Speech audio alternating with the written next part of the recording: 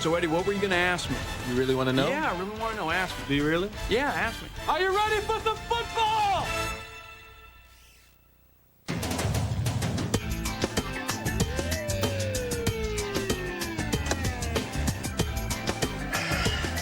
Freaking traffic. Used to be a red light on a car meant something. What do we got? Robbery. Smash and grab? Well, it's messy, but I think some planning went into this one. What'd they get? 2 football games. 2 what? 2 football games. Jen, do you hear the words coming out of your mouth, huh? How does one steal 2 football games? Andy, I don't know, but I got a ton of eyewitnesses telling exactly the same story. Some said there's even a videotape of the crime. We have the tape, and the evidence is overwhelming. The Eagles stole a pair of games from the Giants 1 year ago. The initial heist came in mid-October when the Giants held a 9-3 lead with just 1 minute 52 seconds left in the game. McNabb to the end zone.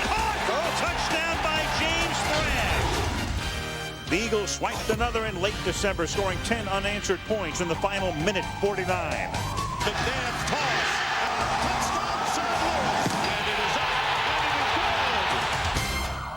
Did you hear what I said? They got it on tape. Yeah, I heard what you said. Is this the evidence? It's just a cheesesteak sandwich. No, this isn't just a cheesesteak sandwich. It's a Philly cheesesteak. Are you ready for some football? Put the pedal to the metal in somebody's spear. Tonight, the NFL kicks it into high gear. The Giants look to cast a winning spell. The Eagles are primed to ring New York's bell. You better sit back, strap in, and hold tight. It's always full throttle on Monday night. Come on and get it. Come on and get ready. Are you ready for some football? A Monday night party. It's a Super Bowl season. We're gonna rock it. Please at the ready. Al and John at the mic. All my ready friends are here for Monday night. A crisp night in Philadelphia. As you look at downtown Philly, temperature 51 degrees. A few miles south, down Broad Street to Veterans Stadium. The end of an era. The 32nd season for the Eagles here. Their last. It's the last Monday night game at the Vet. They'll move across the parking lot to their new digs next year. And out onto the field come the Eagles to meet their arch nemesis, the New York Giants, on Monday Night Football. Al Michaels, John Madden, Melissa Stark, welcome to Philadelphia.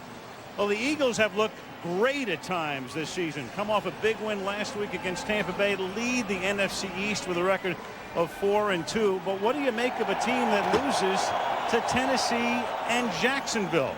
Still 4-2 on top in their division. And facing the Giants, huge game for the Giants tonight. They're 2 games back if they lose. They're tied with Philly. If they win, they come in with a mark of 3-3. They have been unbelievably inconsistent. And, John, what do you make of a team that is scoring only 14.3 points per game, 3rd worst in the league at this point? I think what you just said, Al, is inconsistent and generally inconsistent offensively. More specific, once they get inside the 20, it seems that, bad things happen to them. And I don't know if they're a good team that is playing inconsistent, or maybe they're just an inconsistent team. But I think they're going to find out a lot about themselves tonight offensively. But it all starts with the offensive line, because they have to protect Kerry Collins. Kerry Collins is going to have to make plays. But I'll tell you, the Philadelphia Eagles always and are going to give them a heavy dose of blitzing. No question. Jim Johnson, their defensive coordinator, loves to do that. As far as the Eagles are concerned, when the season began, most people thought the Rams were the best in the NFC. They're not right now. So who's the best? Can it be a team that through 6 games has lost to Jacksonville and Tennessee? Can it be the Eagles? Yeah, I think. I mean, you don't get any prizes for being in first place at Halloween, but I think that, you can be in the top. And I think that's where the Eagles are. If you have, a group in the top, a group in the middle, a group at the bottom, the Philadelphia Eagle team is on the top. And last week, Deuce Staley ran, and they ran the ball a little. I don't think that's really the Philadelphia Eagles. The Philadelphia Eagles offensively are still Donovan McNabb, and defensively, they're still a aggressive blitzing team. McNabb always a treat to watch, as is Michael Strahan, who'll be matched up tonight with tackle John Runyon in the game within the game on Monday Night Football. Tonight's quarterback comparison is brought to you by McDonald's. Terry Collins has thrown all of his team's passes over the last 2.5 seasons. His lifetime record as the Giants starter is 24-21. Donovan McNabb is the type of quarterback who figures to become a regular at the Pro Bowl. In addition to his 12 touchdown passes, he's run for 4 more.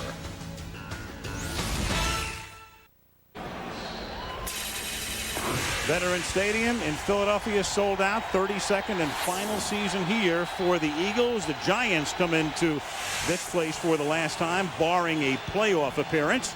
And let's go down to the field. Melissa Stark with Coach Jim Fossil of the Giants. Melissa?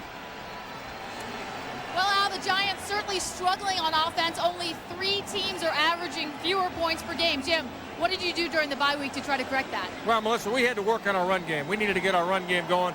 That'll help us in the red area.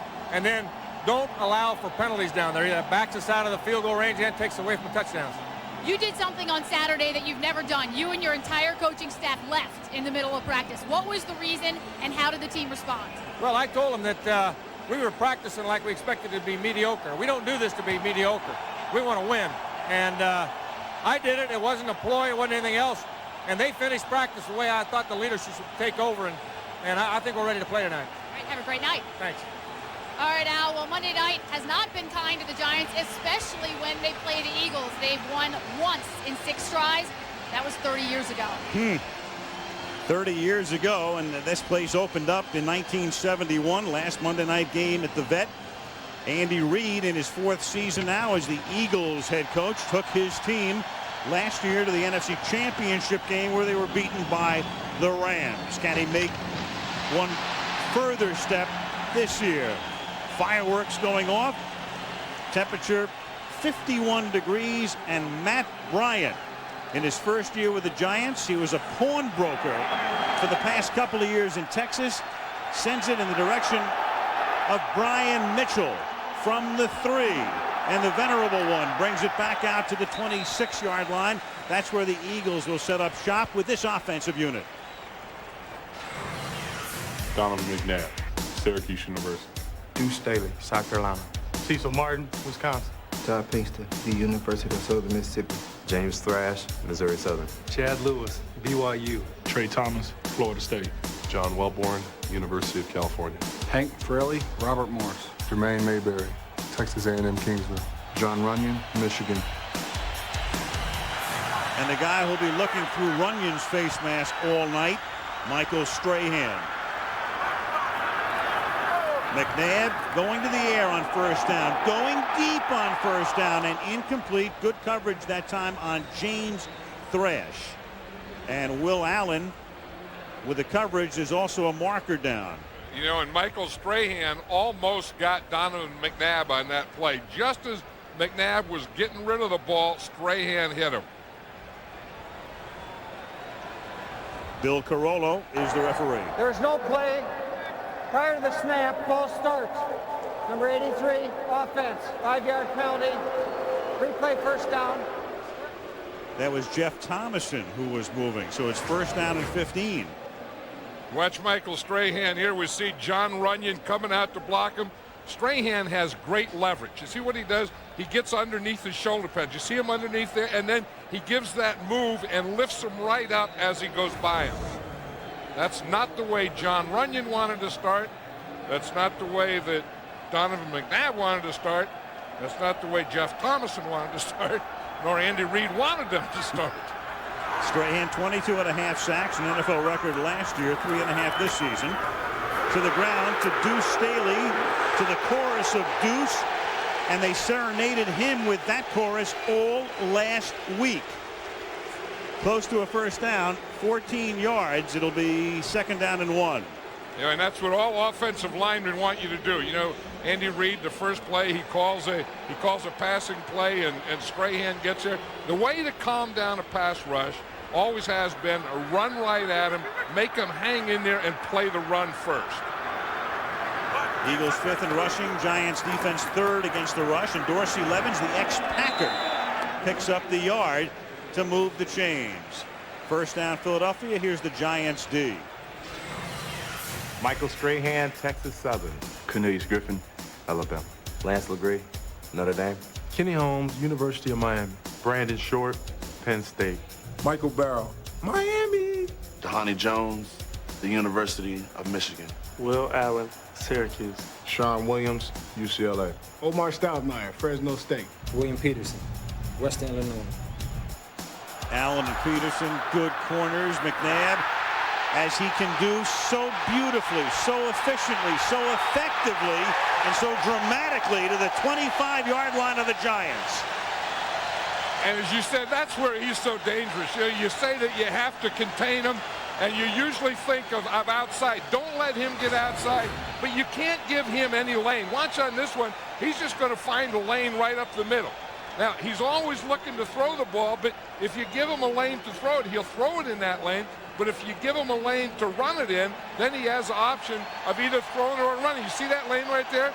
No one kept their lane assignments, and they gave a great big hole to Donovan McNabb.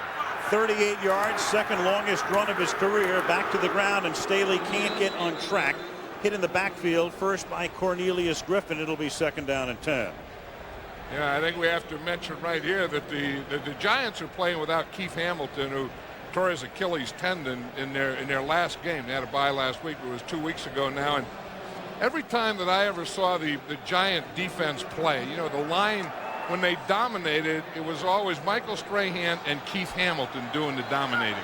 Now they have Lance LeGree taking over for Hamilton. Johnny Lynn is the defensive coordinator, taking over for John Fox, who became the head coach of the Carolina Panthers. Second and 11. As McNair checks off, and the Eagles move on the left side. That's Trey Thomas, the Pro Bowl left tackle, moving. Big old lineman. Once you get down there, you can only sit so long. Prior to the snap, false start, number 72, offense, 5-yard penalty, second down. Didn't it seem like McNabb was up there for a long time, like he was going up and coming back, and old Trey Thomas was in that stance, and he said, I know, you know, my clock is about to go off, and I have to go here. I'm sure he was thinking to himself, you can't audible on me now. I've got to go. I've been up here long enough. We got to start playing some football here. Second down and 16, 3 minutes into the game, opening drive of the game. And it is a screen that is nearly intercepted into the gut of Michael Strahan. And Strahan, angry with himself, and then will put his shoe back on for what should have been, in his mind, an interception. Well, you know, it happens is watch John Runyon. He's going to try and cut Michael Strahan here. See, that's what you try and do to get the defensive end's hands down so you can throw the screen over him. You see, he cuts him, but Michael Strahan knows that. He goes down, and then he bounces right back up. That's why he's such a great player. I mean, you know, that I would think if I were going to try and do those things, I think I'd do them away from Michael Strahan. Definitely. Third down and 16. Fake to Dorsey Levens. McNabb buys time. Scrambling. Looking downfield. And then he'll just throw it away. So he throws it away, and that will set up a 50 or 51-yard field goal attempt for one of the best place kickers in the league, David Akers. Well, that's just, they've had enough of Michael Strahan, so they're going to keep their tight end, Chad Lewis, in there, and they're going to double team him, and then they're going to bootleg to that side, trying to find a lane to throw to the backside. There was no lane there. There was no one open, but they did double team Michael Strahan. David Akers has not missed a kick. He is 12 for 12, 50-yard attempt. And the left footer will miss. Started out as if it was going to be good, and then it just hung and came up short. So he misses for the first time this season. And the Giants get the ball at their own 33.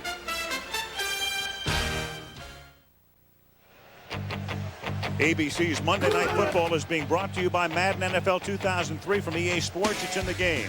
Dr. Pepper and your local Dr. Pepper bottler. BU, nothing's better, Dr. Pepper. Mitsubishi Outlander. Prepare for what's down the road. Are you in? And Coors Light, the official beer sponsor of the NFL. Cold down easy. Aerial coverage provided by Southwest Airlines. Giants have it. Their first offensive play from their 40 to the 42 is a 2-yard run by Tiki Barber. Southwest Airlines providing that shot into Veterans Stadium, home of the Phillies and the Eagles in '71. Eagles move across the parking lot next year. The Phillies play one more season here, and then they move into their new park, also across the parking lot in 2004. Ron Dane is in the backfield. They give it to the Heisman Trophy winner from Wisconsin. Picks up about 3 as we take a look at the Giant offense. Kerry Collins, Penn State. Tiki Barber, UVA. Charles Stackhouse, Ole Miss. Amani Toomer, Michigan. Ike Hilliard, Florida. Dan Campbell, Texas A&M University. Luke Pettigrew, Notre Dame. Rich Soibert, Western Illinois. Chris Bober, Nebraska, Omaha. Dusty Ziegler, Notre Dame. Mike Rosenthal, Notre Dame. 3rd and 5 right now. Jeremy Shockey, the Giants rookie tight end, is active, but not in the starting lineup tonight. In uniform, 3rd down and 5, and the pass is incomplete. Falling down was Tim Carter, their number 2 draft choice out of Auburn, and maybe the fastest Giant in years. Jim Fossil said the fastest he's had since he's been with the Giants. You know, and that's what the Giants have always needed. You know, if you have to have something that doesn't let defensive coordinators sleep at night, and that's speed. And the Giants for years haven't had the guy that really scares you. And the last few years, the only guy the defensive coordinator will talk about being afraid of is Tiki Barber. Matt Allen is the Giants punter. Brian Mitchell, more punt return yardage than anyone in NFL history. Still dancing, still showing the moves that brought him to that level. And he gets tackled up at the 18-yard line by Dhani Jones. 4:40 into the game in Philadelphia. 0-0. No score in Philadelphia. The Eagles are backed up after the punt at their own 17-yard line. The Eagles have had a lot of long drives this season. They've had 19 drives that have started inside their 20 and scored a touchdown on 7 of them, and that's the best rate in the NFL. So here they are from their 17 with all of their weapons, and they begin on the ground. They begin with Staley, and Staley picks up about 7 to the 24, where Dhani Jones makes the stop. You know, and the way that Michael Strahan started, he was raising havoc with this Eagle offense. Maybe they decided, let's go to the other side. Here in the first play of the game, he puts Donovan McNabb down. Then they decide they're going to throw a screen pass over him, and he just knocks the ball down. Then they decided, if we're going to throw it, we better double team. And that's exactly what they did on that last 3rd down play.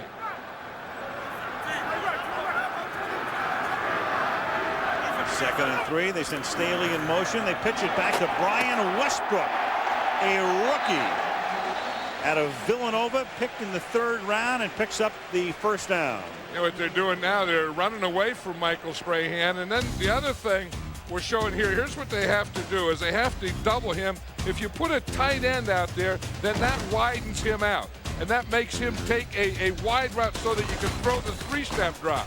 Now the 5-step drop, you keep the tight end to the outside, you keep your tackle running to the inside, and you get this type of thing. That's what they did on the last series, and I think we're going to see more and more of that tonight. Will never escape their attention. 1st and 10 from the 33-yard line, and Deuce Staley picks up a yard up to the 34. 2nd down for the Eagles, who come in after that win against Tampa, and then next week the Philadelphia Eagles. Well, Andy Reid calling the plays. He has the first 15 scripted. He said he's going to have more run. Usually he'll pass 60% of the time and run 40%. That's balanced, Andy Reid. He said in this game he wants to start off with a little more run. Eagles next week to Champaign, Illinois, to take on the Bears, as that pass is incomplete, intended for the fullback Cecil Martin, with Dhani Jones, the linebacker, draped all over him. So 3rd down and 9. Donovan McNabb just redid his contract. I mean, they throw all kinds of numbers out and all this 12-year deal, 10. Well, you know, it's a lot of money and a long time. It's as simple as that. And I think it just proves how many franchise quarterbacks are in the NFL. And Jeffrey Lurie there, the owner of the Eagles, decided, that Donovan McNabb is his franchise quarterback, and he wants him as long as he's going to play. 3rd down and 9. McNabb steps up, slings it to the outside. Looked like lost control of the ball as Dorsey Levens was the intended receiver. 4th down. And that's exactly what happened. That ball did get away from him. Watch Michael Strahan here, and you can see John Runyon start on him. And then Dorsey Levens is going to come over and help right there at the end. In fact, on that one, it was Mayberry came over to right guard. Sean Landetta, who is about as old as dirt, kicking to Delvin Joyce, but still as effective as always, as the 40-year-old sends one to Joyce for the fair catch, and the Giants will get it back with 8:17 left in the opening period. Are you ready for some football? Next week we go to Green Bay. The Packers had the bye week. Brett Favre is on the mend against the Dolphins. It is still anticipated by the Packers that Brett will play. Actually went down during the bye week to Mississippi. He's being treated at Southern Mississippi. Goes back to Green Bay tomorrow. They'll examine him, and we should see him Monday night. And yeah, I mean, if you know Brett Favre, there's no way that he's going to miss a game. 1st and 10 from the 20-yard line as Barber takes it to the outside and picks up just 1. And let's take a look at the Philly defense. Brandon Whiting, California. Corey Simon, Florida State. Darwin Walker, Tennessee. Hugh Douglas, Central State University. S. Barber, University of Richmond, VA. LaVon Kirkland, Clemson. Carlos Emmons, Arkansas State University. Troy Vincent, Wisconsin. Blaine Bishop, old school. Brian Dawkins, Clemson. Bobby Taylor, Notre Dame. 2nd and 9. Halfway through the period, we still do not have a yard passing for either team. Still won't, as Collins throws it into the Eagle bench. 3rd down and 9. Collins has played against the Philadelphia Eagles through the years, and as you can see, John, has never had a pass intercepted in his games against Philadelphia, which includes 6 regular season and a postseason game. I think that the Eagle defense is so aggressive, and you know that they're going to come after you. And Kerry Collins is a type of guy that isn't going to do something stupid. He'll take a sack, he'll take a loss, he'll throw the ball away rather than throw an interception. You don't get a lot of first downs that way. You don't get a lot of touchdowns that way, but you don't throw interceptions. Still looking for the first completion of the game for either team. Still don't have one. On 3rd down, pass intended for Amani Toomer. So in this pass-crazy 2002 season, Collins starts out 0 for 3. McNabb starts out 0 for 4. Yeah, and the early part of this, you know, is I think both of these quarterbacks are a little nervous, a little antsy, a little jumpy, and I think the defenses early are dominating. So it's part them not being in any kind of rhythm yet, and they're 2 pretty good defenses. Each team has had the ball twice. Matt Allen to boot it. Short kick. Mitchell's going to let it bounce. And then it skids out of bounds at the 38-yard line. With 7:23 left in the opening period at Veterans Stadium in Philadelphia. Eagles with the ball. No score.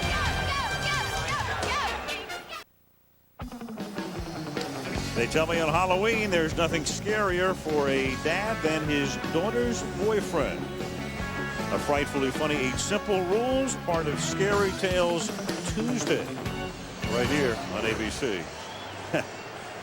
Trailer MVP, the Philly fans. They've been great through the years. It wouldn't be bad, except it would have to be a weight problem, though. What's a horse weigh? 1,000 pounds. Yeah, see, that's all we can carry on the trailers. We can cheat it a little. We can go to 1,200 pounds. That's it. McNabb throws, first completion of the game to Todd Pinkston. Donovan McNabb and Pinkston a little slow in getting up. McNabb's 2nd overall choice in the '99 draft. That's when Cleveland started with Tim Couch. Then the Eagles, the fans wanted them to draft Ricky Williams, the running back, and they picked McNabb out of Syracuse. And Cincinnati went for Akili Smith. And when you look at it right now, down the line, at this particular point, McNabb the best of the 3. Couch clearly 2nd, and then Smith. Yeah, and that's exactly. I mean, the Eagles obviously did the right thing, and then you have to have a quarterback in this league. They're going to have one for a long time. Got a pretty good running back in Deuce Staley, just like last week. Staley is out of bounds, forced out by Omar Stoutmeyer at the 31-yard line. Last week, 152 yards on the ground. That gained 23, and the Deuce has already picked up 44 in the period. Watch your left guard here, John Welborn. And watch the job that he does on the green. You see, he just takes that whole side and just moves it down to the right, and then Deuce Staley comes up and cuts right off that. The other thing that helped that play was they faked the reverse. They faked the reverse to hold the backside. Welborn on the onside makes a heck of a block. From the 31-yard line, McNabb under pressure and gets buried. The Giants on a jailbreak, and it was Mike Barrow along with Michael Strahan who came in. We'll see how they rule it in terms of who gets the sack or if they divvy it up. It was funny that Donovan McNabb was looking to his left, and that was the pressure when it first started, and then it came from the right and then the middle. Watch him. He's going to come back here, fake the play pass, look to the left, and then he feels the pressure right up the middle and from his right. Said here's Strahan on John Runyon again. He just goes right around him, and then that along with Mike Barrow coming right up the middle. Each of them get a half sack, and now through the middle they hand the ball off to Brian Westbrook. Westbrook, a guy Andy Reid knew well because Andy follows college football. Westbrook played at Villanova here in town. He got to see some of his games. He said, I like this kid, and drafted him. Yeah, we talked about John Welborn on the last play. Watch center Hank Fraley and Jermaine Mayberry, the center and the right guard right here. You see that block right there? Fraley, the center, stays with hit guy, you know, the old body on body, hat on hat type of deal. And Westbrook runs right by them both. 3rd down and 5 now from the New York 26. Toss it back to Levens. And the longtime Packer with his shoulder may have picked up the first, but they're going to spot it just a little bit shy as Kenny Holmes stops him there, just shy of the marker at the 21-yard line. You know, for years they never pulled the center. You always pulled your guards. Once in a while you'd pull a tackle. That time old Hank Fraley was out there pulling. They pulled both Welborn, the left guard, and the center, you know, to lead out there. Watch this. This has to be a sight as you see these guys pull out to this side. Watch the snap, and then you see the pull. See, watch old Jiggles coming there. Jiggle, jiggle, jiggle, jiggle, and he gets there just a little late. Well, he did. Actually, they spotted it close to the 20. They gave him a great spot, and he picks up a first down. Just outside the 20-yard line, and that pass is caught on the far sideline by James Thrash, who picked up about 8 to the 13-yard line. So Levens got a great spot to move the chains. And Andy Reid just called a play where McNabb could move. You look in there, on his first 15 plays, he had 9 runs and got 107 yards out of it. He had 6 passes, and he said he was going to do that. He said in his first 15 it was heavy run to see what was going on there, and he looks like there's something pretty good going on there. Although Andy does have a tough time staying with the run. Only 1 completion, though, in those first 15 plays. Staley to the outside again. It's taken down at about the 11-yard line. 3rd and short upcoming. Frank Ferreira, the end, making the tackle for the Giants. Deuce Staley was saying last week after he gained 150 yards that you know that he thinks they ought to do that more often, and you know that more of it can go on their shoulders, and the offensive line, the running backs, and take some off of Donovan McNabb. He said then he won't have to play so hard he throws up during those games. That's his goal is to play hard enough and run well enough that McNabb doesn't throw up during the game. Where was it that Donovan threw up in, was it Jacksonville? Yeah, at the end of the game. It was in Jacksonville, yeah. I mean, that was just, you know, I mean, he plays so hard, and he has, what's that thing back there? I think Andy Reid said he has a uvula that is a little shaky, and he tends to throw up a little quicker than most. 2 nice spots here for the Eagles on this drive, and that's a first down. Ty goes to the runner there. If the nose of the ball touches the stick, first down. And I like what the Eagles are doing now. You know, as you said, they were able to, you know, to run the ball, to get some things going. They only completed 1 pass, but now that they have the running game going, it's going to be easier to get to the passing. And they love to pass in the red zone. This is where Andy Reid loves to pass. Well, in the empty backfield, it's either going to be a McNabb run or a pass. The pass looked like it might have been tipped and then almost intercepted, intended for a thrash, and Will Allen almost came up with the ball at the 2-yard line. Andy Reid in this situation loves to throw on first down. He said of all the situations you have in football, inside the red zone, which is inside the 20, on first down is the best throwing down that you have. Of course, he had to throw, and he called the play, and it went right off Thrash's hands. I wouldn't be surprised if he came back with a run here. And he does with Staley. Staley only gets a yard and a half to the 8-yard line with under 3 minutes to play in the period. It'll be 3rd down and 8 in the red zone. In his career, the ratio is close to 15-1, and that's the second highest since he came into the league, second to Jeff Garcia. And you know who's going to be high in that from now on is Michael Vick. Yeah. I mean, you talk about a guy that is fun to watch and can do so many of those things. I mean, you just get the ball in his hands and somehow it's going to get in the end zone. Donovan McNabb's a lot like that. He'll be high in a lot of categories. Fake give to the fullback. Then McNabb is chased by Strahan, eludes him, throws, and it's incomplete. Intended for Todd Pinkston, who was covered at the goal line. Yeah, that was the second time that they ran that play on 3rd down. The first series they had the ball, it's a bootleg where he fakes the run to the left, and he's going to bootleg out. You see, he fakes a run in there to Deuce Staley, then he bootlegs out here. Now, what he's looking for is a lane to throw back across the field, because he has 2 deep routes back across the field. They were both covered. Now a 27-yard attempt for David Akers, who missed earlier from 50, and that had been his first miss of the season. This one is good. The Eagles have run 21 plays to only 6 for the Giants and lead 3-0. Tuesday, you ready for 2 funny women in one night? Then you're ready for all new episodes of Life with Bonnie and Less Than Perfect. Tuesday, otherwise known as Mañana, right here on ABC. Michael Strahan has been on the field a lot. As we say, the Eagles have run 21 plays, so they've dominated the first period, but it's only 3-0 on the scoreboard.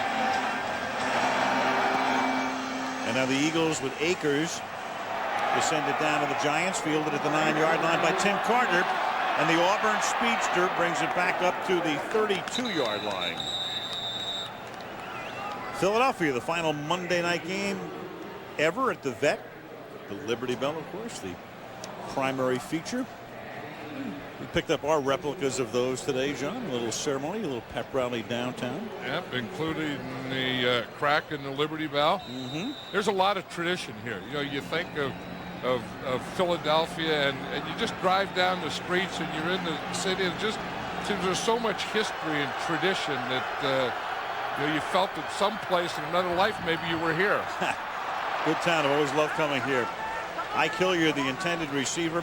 Collins started to stumble on the way back. You know, Jim Fossa was telling Melissa at the outset tonight that he wanted to establish the run game. Well, here we are almost at the end of the first period. They've run the ball 3 times for 6 yards. Well, they haven't established anything. Collins hasn't completed a pass yet, has he? 0 for 4. Well, you said he stumbled on that one. He's been stumbling this whole first quarter. This Giant offense has been stumbling this whole first quarter. 2nd and 10. They give it to Dane, and he looks like he started to stumble as well.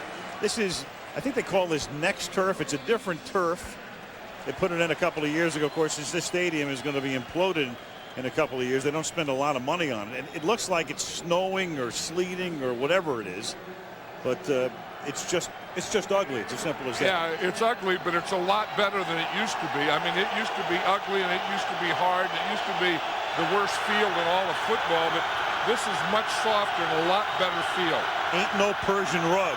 3rd and 7, and that is caught, and that's a first down. So their first completion moves the chains as Amani Toomer makes the catch, and the Giants have a first down. Yeah, and I think Amani Toomer on that play slipped. He's the outside guy up here, the flanker, and he's going to come down and run a slant right there. And just as he caught the ball, it looked like his feet just slid out. I know the Giants came here and had a walkthrough or a practice yesterday, and the big reason was to decide what footwear to wear. From the 43, Collins guns it over the middle and hits Jeremy Shockey, the tight end, who missed last week's game with a toe injury. Came out of the Dallas game early with that injury, and he's been, of course, a source this week of controversy. Talked about the Eagles secondary not being very good, and so he's greeted by some boos. And also Bill Carollo now gets together with the back judge with a flag down. And the thing that the Giants did on that play is they had a blitz coming from their right, and they picked it up. It's going to go against the Giants, but that's going to be a big test. Is if you can keep guys in, if you can pick up their blitz, then the Eagles won't blitz as much. Unsportsmanlike conduct, taunting.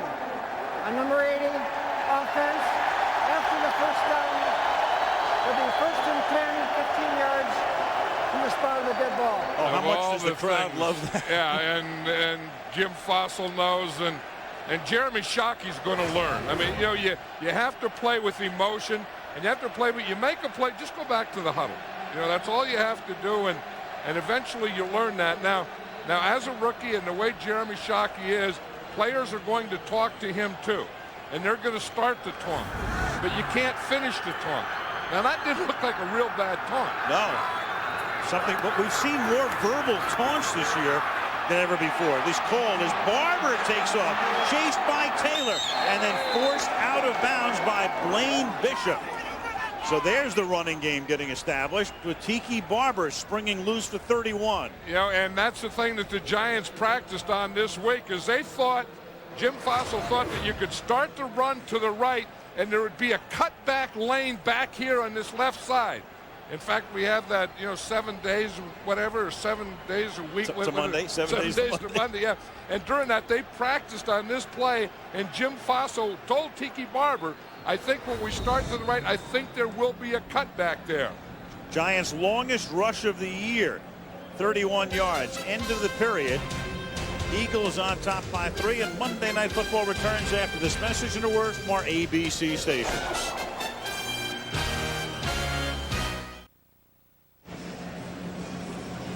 Aerial coverage provided by Southwest Airlines over South Philadelphia Veterans Stadium. Capacity more than 60,000. Downtown Philadelphia, a few miles to the north up Broad Street. Temperature in the upper 40s right now. The Eagles, with a great running game in the first quarter, have become the first team in the league this season to rush for 100 or more yards in the first quarter. And here we are at the end of week 8. And the Giants are in that area that they were worried about. They're right there at the 20-yard line, which is the start of the red zone, and being inconsistent in this area. Jim Fossil wanting to run more here. Starts with a run. Barber turns the corner, picks up a couple, forced out by the cornerback Troy Vincent. Makes the acquaintance of somebody in the front row. Gain of 2. And I'm sure someone in the front row had something to say to him. But that's the thing with the Giants is, you talk to any defensive coordinator, and like Jim Johnson, the defensive coordinator of the Eagles, will talk about the Giants, said the one guy we worry about, the one guy that we can't let beat us is Tiki Barber, and he's the one guy on the Giants who plays all the time that has speed. 2nd down and 8. Collins, low throw, nice catch. Good catch by Charles Stackhouse, the rookie fullback from Mississippi, stopping, reaching down, but a flag is down. It's against the Eagles, and that's going to be an automatic first down. That defensive holding, and it is an automatic first down. You see Andy Reid there. He's working on the plays that he's going to get the next time holding, he gets the ball. 51. Defense, 5-yard penalty from the previous spot. First down. Carlos Emmons. Eagles with a great running game. There it is, 116 rushing yards and only 6 yards through the air. Go figure that.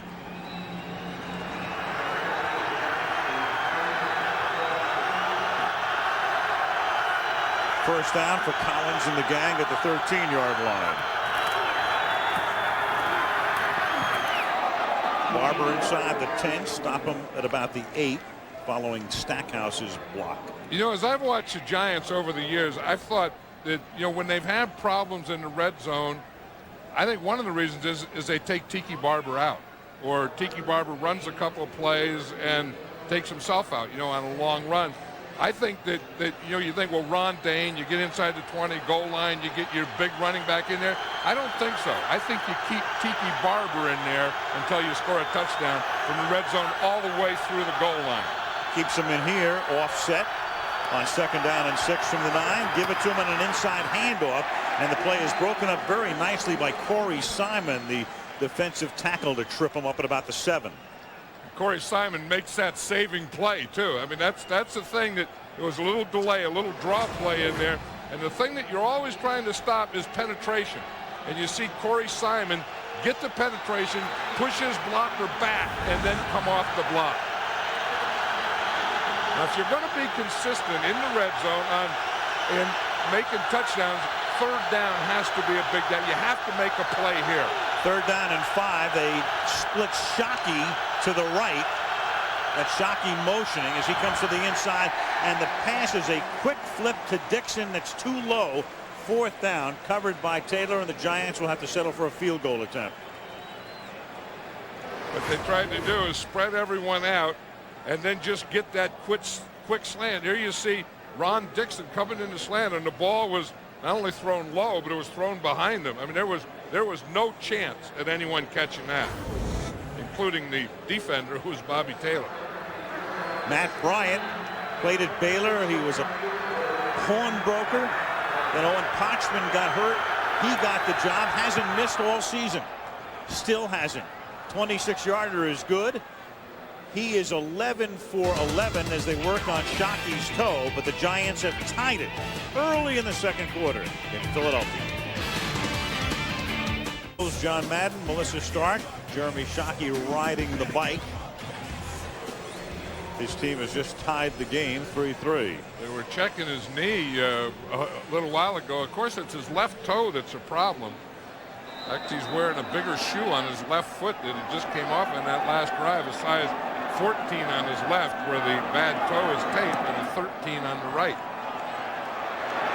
Giants, who had come to the 30-yard line collectively, then spread out, and the kick is taken by Mitchell. There's a penalty marker. Brings it up to the 44-yard line. In fact, there are 2. There's a flag down at the 22, and there's one at the 44. We know for certain it's coming back. Yeah, and that's the one at the 22, and that was a holding, and that was a play right where Holding. Mitchell broke. 58 during the return, 10-yard penalty, 1st down. Ike Reese. Andy Reid was the quarterback's coach at Green Bay when he got the job here, his first head coaching job here. Of course, he was another pup out of Mike Holmgren, somebody on that staff, with Mariucci now, of course, in San Francisco. John Gruden went to Oakland, now at Tampa Bay. Andy Reid. And they all kind of remind you of Mike Holmgren, too, don't they? You know, and especially Andy Reid has so many of Mike Holmgren's mannerisms. Sometimes if you close your eyes, you think you're talking to Mike. From the 12-yard line, McNabb buys time, slings it. It is dropped, incomplete. Chad Lewis never had possession. Incomplete. You know, the one thing that McNabb likes to do, if he's going to move and scramble or bootleg, is come out to this right side. And the bad thing about it, that's the side that Michael Strahan is. But you see what John Runyon does to him? He gets him there, and then he gets moved, and then he goes down and he kicks him with that left foot. But that's a move that Michael Strahan, in fact, John Runyon says the only guy that made that move on him other than Strahan was Reggie White. Holmes was getting face masked on that play as well. That pass intended for Thrash is incomplete. And Michael Strahan had back spasms. He was bothered with back spasms in the Giants' last game against Atlanta 15 days ago. and he's been getting therapy and rehabbing it and getting massages. And he was talking about it yesterday, saying, well, it's not too bad, but it's bad enough that he's out right now. Well, what happened, he said, in that game, his pelvis shifted, and he was crooked, and he was kind of sideways, and then he couldn't feel his legs. 3rd and 10, and McNabb will take off.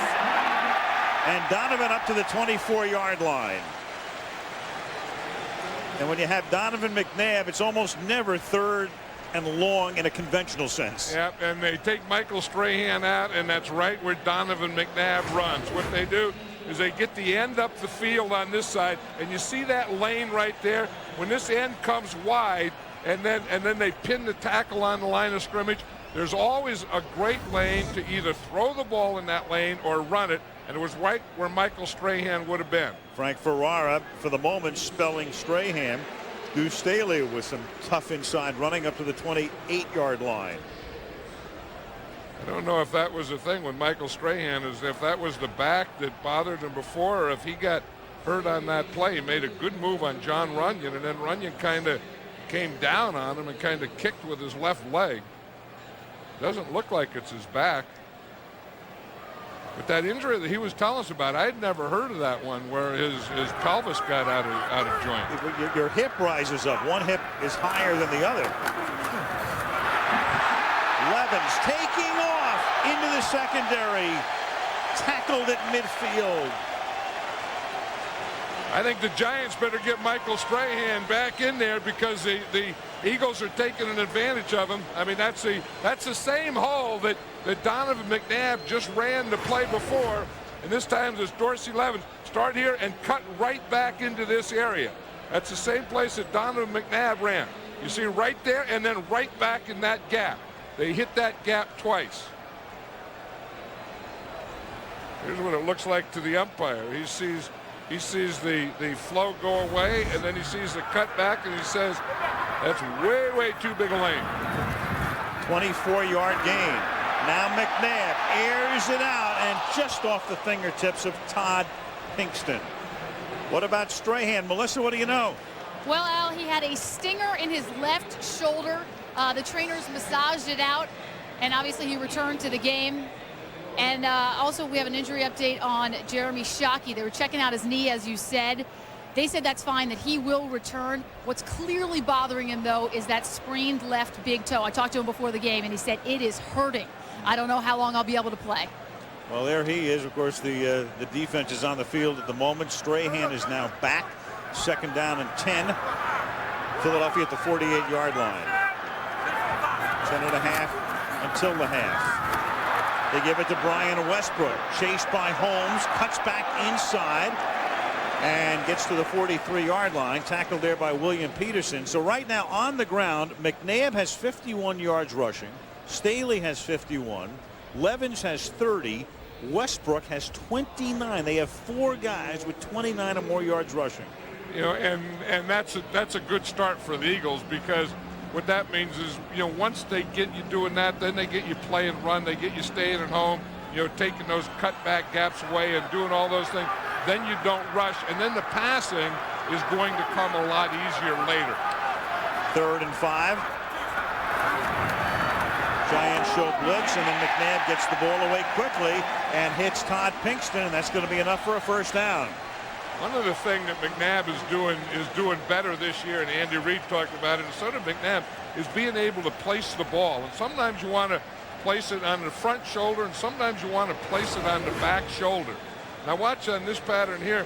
He's gonna place it on Pinkston's back shoulder. You see, when the defender is inside, you don't want to lead him to the inside. You want to put it on his back shoulder so that he can reach back away from the defender.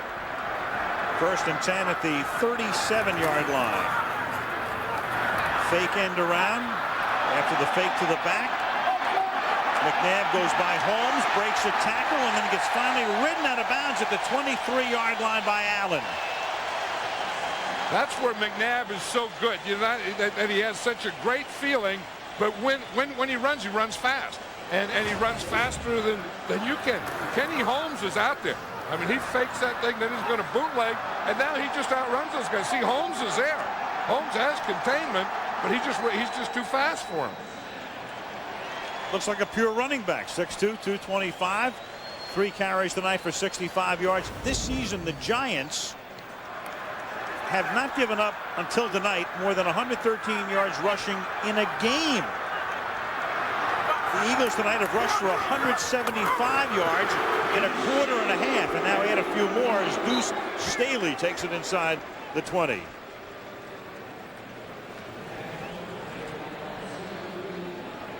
You know, we were talking about, you know, Jim Fossil and what he was saying and telling his team during practice. The other thing that he says is we have to contain McNabb. Well, every team comes in like they have to contain McNabb.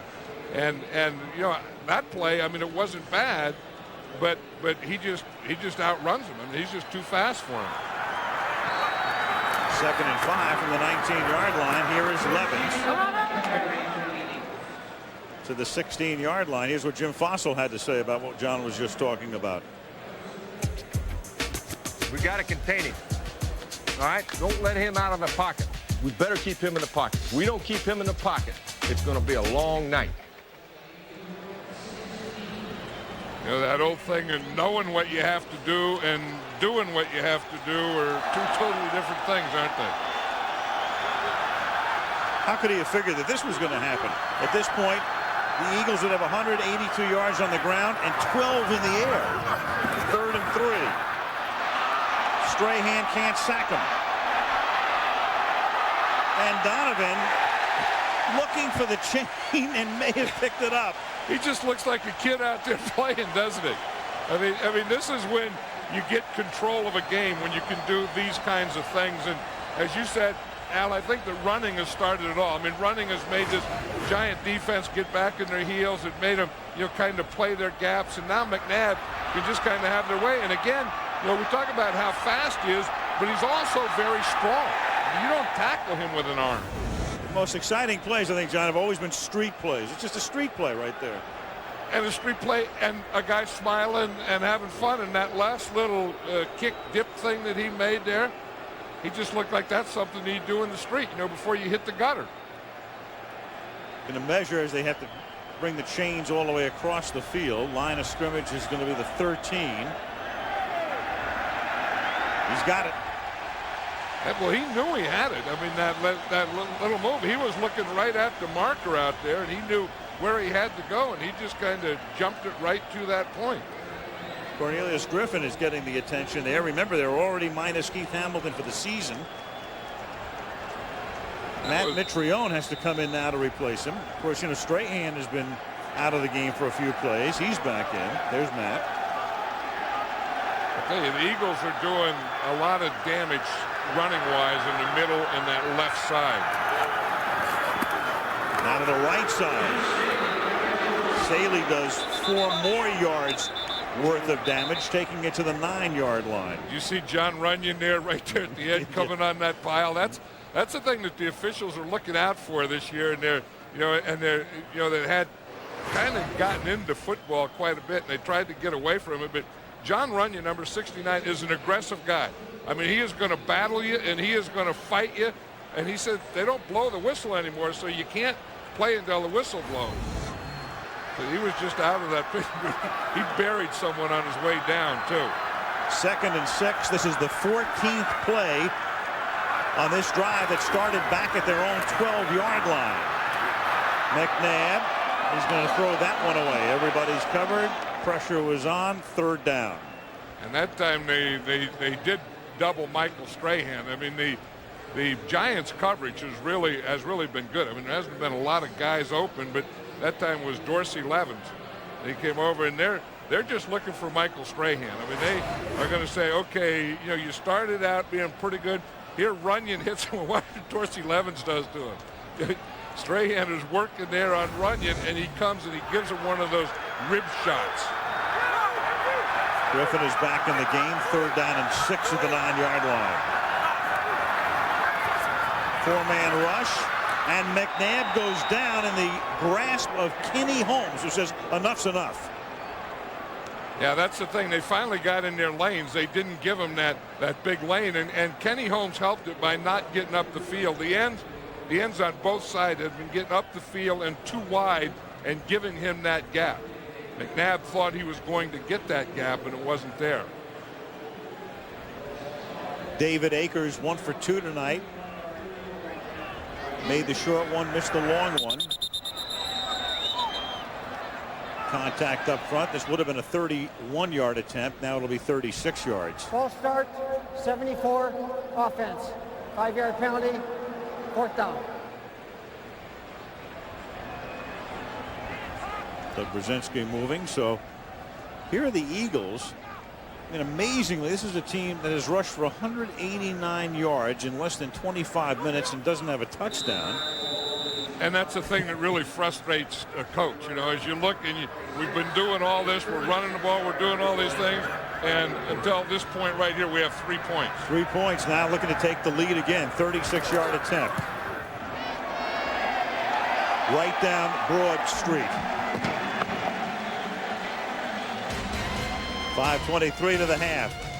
6-3 Philadelphia, but they've been dominant. College football Saturday. Oklahoma second in the polls, but first in the BCS standings, taking on Colorado. Minnesota, Ohio State, Georgia Tech, NC State, and Arizona State against Washington State. That's the action Saturday, 3:30 Eastern, half past noon Pacific, right here on the American Broadcasting Company. Tim Carter is back. Delvin Joyce as well. Akers sending it skyward into the South Philly night. Dropped again, and then Carter can't show any of his speed. It's all he can do to just come up with a football and repossess it.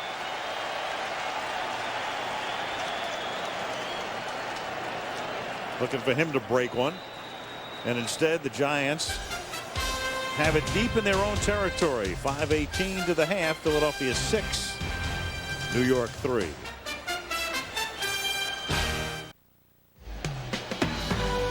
Saturday, the Tour Championship from Atlanta, presented by Coca-Cola. Tiger Woods will be there. Phil Mickelson, Ernie Els, Sergio Garcia, all in the field.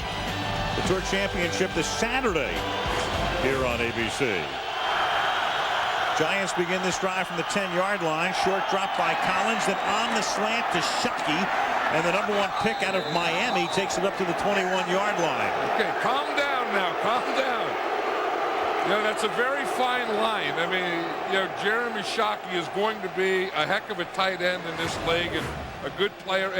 And he does all these things that you want. I mean, he can play wide, he can play inside, he can block, and he can be explosive. And he's a dimension that the Giants need. But he just has to calm down. Just calm down a little after the play's over.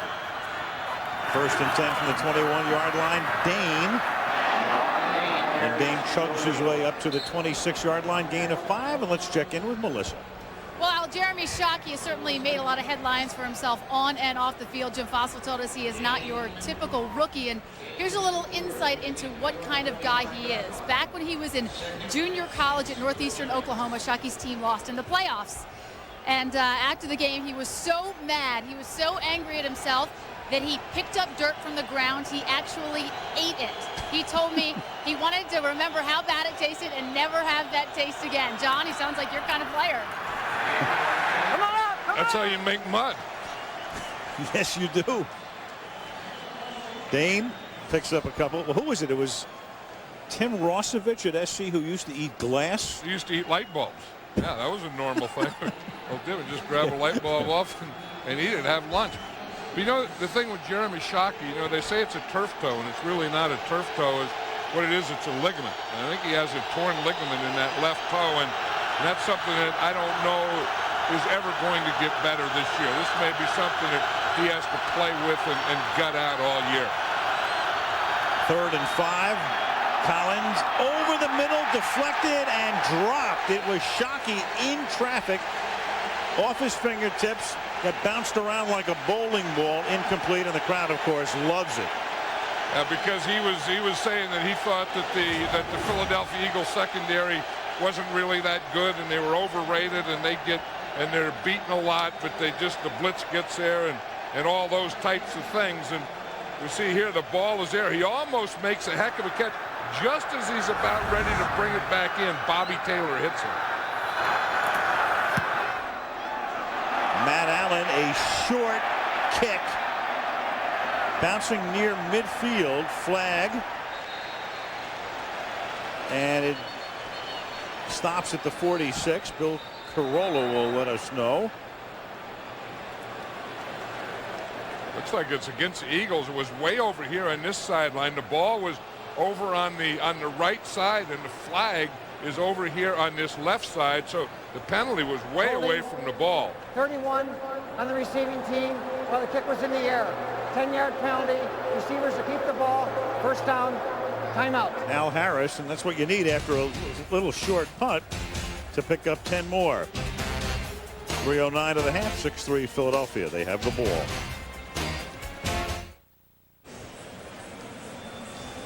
What a difference 6 weeks make.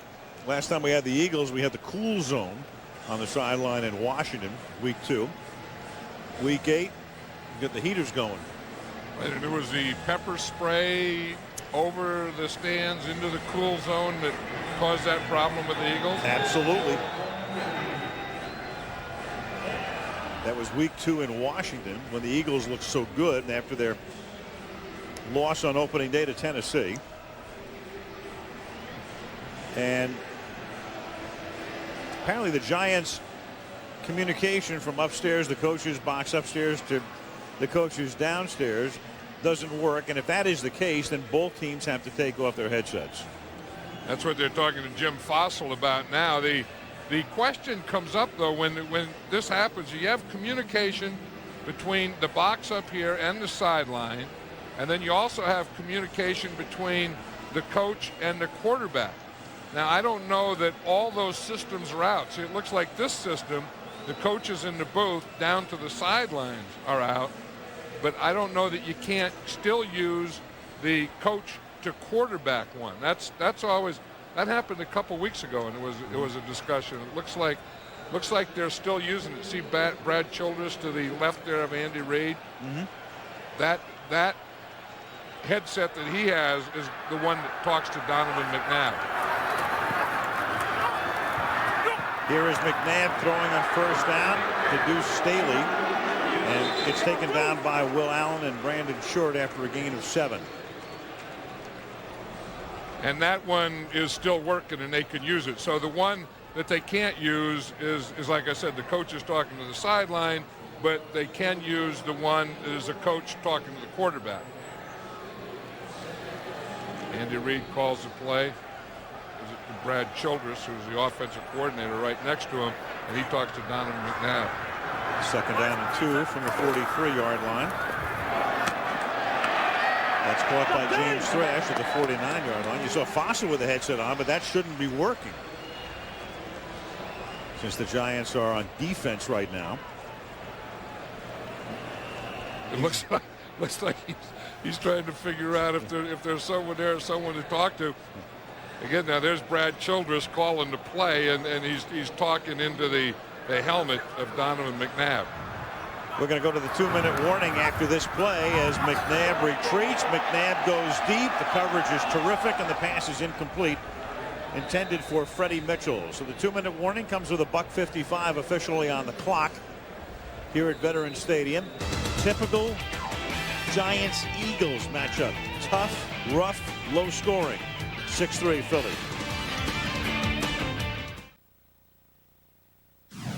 So the halftime show, our feature, 7 days to Monday night. This week, all access, behind the scenes, Coach Jim Fossil.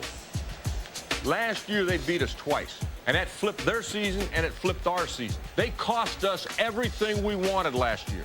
I don't want to say that at the end of this year. He was right, too. You know, and of all the years and all the Eagle-Giant games that I've seen and been a part of, this is just a typical game, and you just said it. I mean, you know, they're tough, they're hard-hitting, they're close, they're low-scoring, they're defensive battles, crisp tackling, all those kinds of things. And you know, players change, coaches change, but these two teams always seem to play the same type of game. They do, except in this one, the one difference is the Eagles have controlled the ball. They've run twice as many plays. They've had the ball twice as long, more than twice as long, and yet they're only up by 3, and that is incomplete. Sean Williams with the coverage on the play, intended for Antonio Freeman, another ex-Packer. Yeah. I think these two corners are doing a great job. I think the two Wills, Will Allen, Will Peterson, because there really hasn't been a lot open, especially to the wide receivers downfield. I mean, you see out here that they're just blanketing, and they're just all over the receivers of the Eagles, and I think that's been. I mean, the Eagles have been able to run, they've been able to get a few things, but I think the coverage of the Giants secondary has been excellent. Blitz 3rd and 10. McNabb is 5 out of 17, and he slings it off to Deuce Staley. He's chased by Stoutmeyer and is out of bounds at the 21-yard line. What a play by McNabb to avoid the sack, run up, and still remain behind the line of scrimmage. It was close when he flipped the pass away. And he kind of threw that one sidearm, and again, you can't give him a lane anywhere. And you're going to see him come back here. There's a blitz, and he's going to find that crease there. You see right there, he finds the crease. Of course, the strength gets him through the crease. Then his awareness gets him the ball and gets it to Deuce Staley. At the 23-yard line. Timeout is taken defensively by the Giants.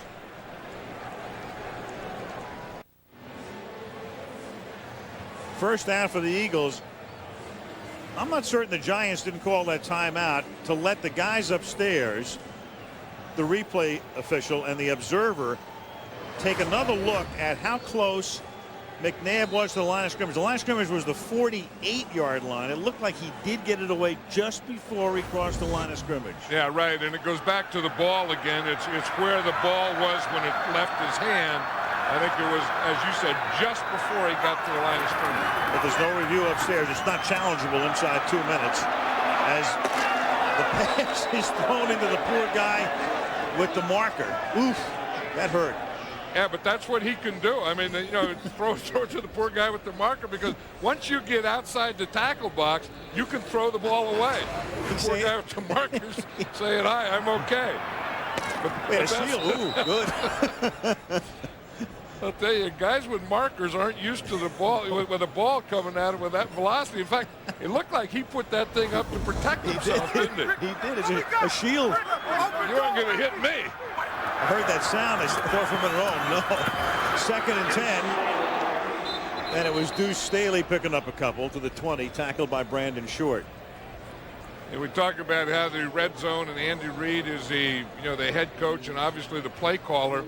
And he always likes to get down in the red zone and throw on 1st down, then come back and run on 2nd down. But really hasn't been successful because he's been incomplete on 1st down, then 2nd and long.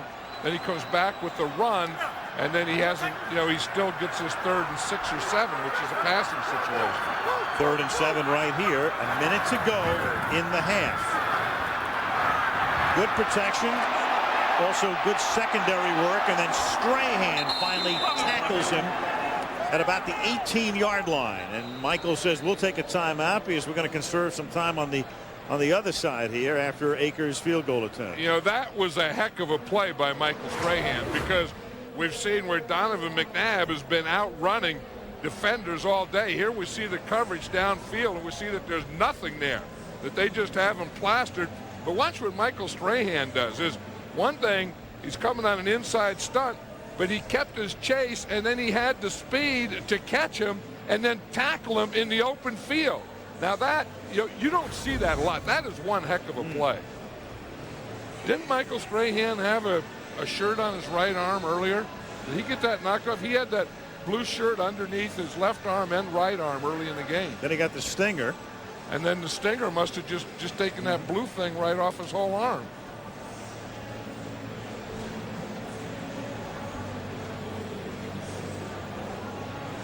46 seconds remaining now with a 35-yard field goal attempt here. Akers attempting his 4th field goal of the half. Coy Detmer, the backup quarterback, to hold. And he's 3 for 4. So the Eagles tonight, 245 yards of offense in the half, yet they haven't gotten into the end zone. They settled for 3 field goals, 9-3. Monday Night Football from Philadelphia is being brought to you by Southwest Airlines, proud sponsor of the NFL and official airline of Super Bowl 37. Pepsi Blue, a fusion of berries with a splash of cola. It's a blue thing. Ford, no boundaries. And Coors Light, the official beer sponsor of the NFL. Cold down easy. Delaware River in the foreground. Philadelphia. Final Monday night game ever at the Vet. You know, one of the things you say the Eagles, you know, they move the ball and they only have 9 points. I remember we were playing the Super Bowl, the Minnesota Vikings, and we, you know, went downfield and we got a field goal. We went downfield and got another field goal. And I was really upset. You know, we got to get in there. We got to score touchdowns. We can't have field. And Kenny Stabler came up to me and just patted me on the shoulder and said, "Don't worry, John, there's plenty more where those came from." And I think that's what Andy Reid has to be thinking. If someone has to tell Andy Reid, if you can move the ball like that, don't worry about only having 9 points, because they could be plenty more where those came from. 2.5 times the offense, about the same ratio in terms of time of possession. Headsets are working again. That's quite a job strapping that thing around Andy. I mean, that's a 3-man job. They had 3 guys. They had 3 guys on that deal. I think you could bring planes in with that gear. Around the world in how many days? A few.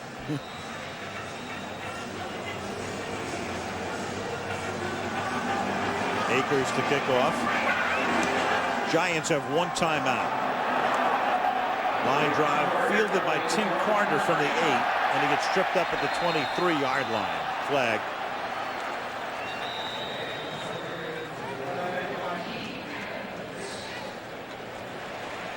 Against the Giants. Illegal block in the back. 83 on the return team. 10-yard penalty. First down. Marcellus Rivers.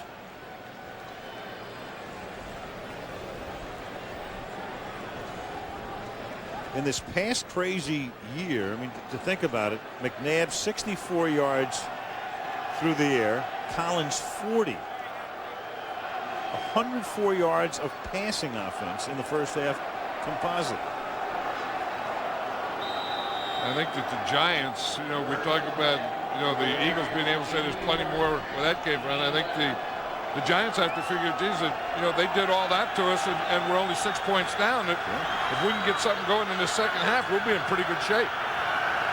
1st and 10 from the 11. They have 1 timeout. Give it to Barber. He's going to pick up the first down up to the 23-yard line. Bobby Taylor is looking over the sideline to see if they want him to call a timeout, but I think the fact that the Giants got a first down, that you don't want to call a timeout if you're the Eagles.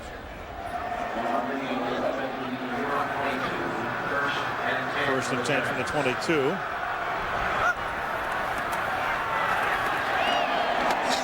Caught by Barber, and the Giants in a posture right now where they're just happy to go in down by 6, taking no chances. Of course, if you're the Giants, the one thing that will be forever emblazoned in your psyche is what they did against Arizona just before the half about 3 weeks ago. Well, they just did it right there. I mean, you know, you would think that they would, it would just be happy to just go in, but they threw it out there. They threw a 3-yard out. Yep.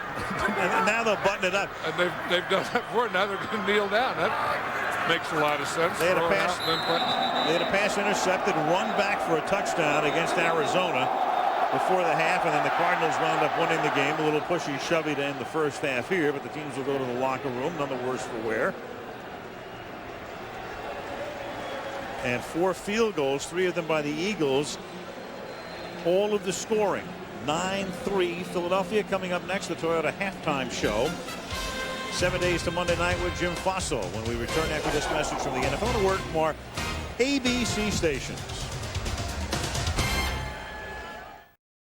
Philadelphia with the Giants to receive. Delvin Joyce and Tim Carter are back.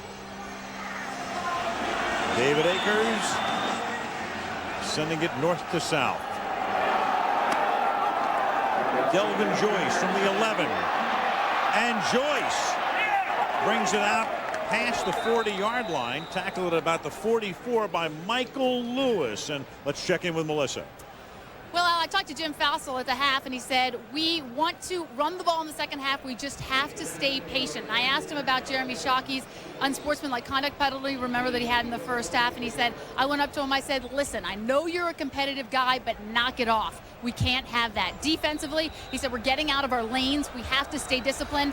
And he echoed John's sentiments. He said, listen, this is a flip of our first game last year on Monday night, so that gives him hope. Remember, the Eagles won that one. Well, they're very much in the game despite being dominated by Philadelphia in time of possession and in rushing as Tiki Barber gets taken down by Carlos Emmons. The numbers will reflect what Philadelphia has done.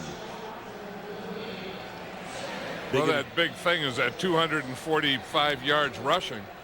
Look at the time of possession, over 20 minutes, 195 yards rushing. I mean, it seems like, they were able to move the ball up and down the field, but, again, they got down there and something would happen and they didn't get it in the end zone. And now the Giants have pretty good field position. And that's knocked down. Collins' pass knocked down by Emmons, but the Giants trying to do something with that field position created by that run back by Joyce. 3rd and 10. Yeah, 2 good plays in a row by Carlos Emmons there. First he made the tackle, then he knocked that one down. And this is, as you were just saying, that the Giants needed field position. They finally get good field position, and then they get stuffed on a run. They try and pass and get it knocked down right at the line of scrimmage. Collins is 4 of 11 for 44 yards. 3rd and 10. Eagles rush only 4, but that's enough. Collins throws it out of bounds. Intended for Amani Toomer. Hugh Douglas was putting on the backside pressure, and it's 4th down. Yeah, you're right. And Kerry Collins got hit by Hugh Douglas just as he threw that ball. Luke Pettigrew had done a pretty good job in the first half, I think, against Hugh Douglas. Here he is right here, and you're going to see him just start on a bull rush. He just knocks Pettigrew right to his knees and comes back and hits Kerry Collins right after he throws it. Classic bull rush. And it's dropped. It is dropped by Matt Allen, who's going to take off with it. And he's going to put his shoulder down and get a first down at the 42. So the Giants, who looked like they were going to have a disaster on their hands, all of a sudden get the biggest break of the night. Only a punter could do something like that. He takes the ball. It was a perfect snap. It was right in his hands. And then he just drops it right in front of him. And again, this artificial turf, it'll take a bounce for you. And it bounces right back up. If that were grass, that thing could have wobbled away from him, bounced right back up into his hands, and he could see that first down marker and get the first down. I don't know about lowering his shoulder. He'll be talking about that for a week or so. He'll be in the training room for a week. It was 4th and 10, and he got 13. So the Giants keep it from the 43-yard line. Collins off his back foot. Barber drops it. He could probably feel and hear Emmons, and then there's a flag down. He had Dan Campbell. Campbell started in the backfield, and he ran through and then ran that. He had him wide open. There wasn't anyone within 10 yards of Campbell. Kerry Collins was looking to his right. Campbell was on his left.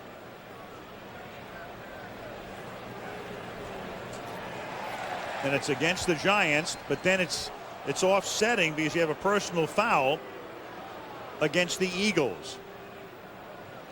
And sometimes you'll see something like that, a Campbell being open and, coming out of the backfield, and you come back to that play. On the play. Holding, 77, offense, personal foul, 51, unnecessary roughness after the play. The penalties will offset. Replay first down. Personal foul is on Emmons, and when Pettigrew, when he got bull rushed, I guess the next time around he figured I better hold him. Yeah. This is the Emmons one. It looked like he was having his. Yep, it's always the first guy you don't see. I mean, that goes all the way back to grammar school, doesn't it? I didn't do it. You did it. He did it. He started it. Who started it? You never get the guy that started it. Yep. 1st and 10. Tiki Barber, and he goes to the 30-yard line. Got in behind the fullback Stackhouse. Picks up the first flag. That was a good block by Jeremy Stockey. I don't think they can call that penalty on him. I mean, he was out there, and if they call holding on Jeremy Stockey, I don't know about that one because he made a heck of a block. Holding, 80, offense.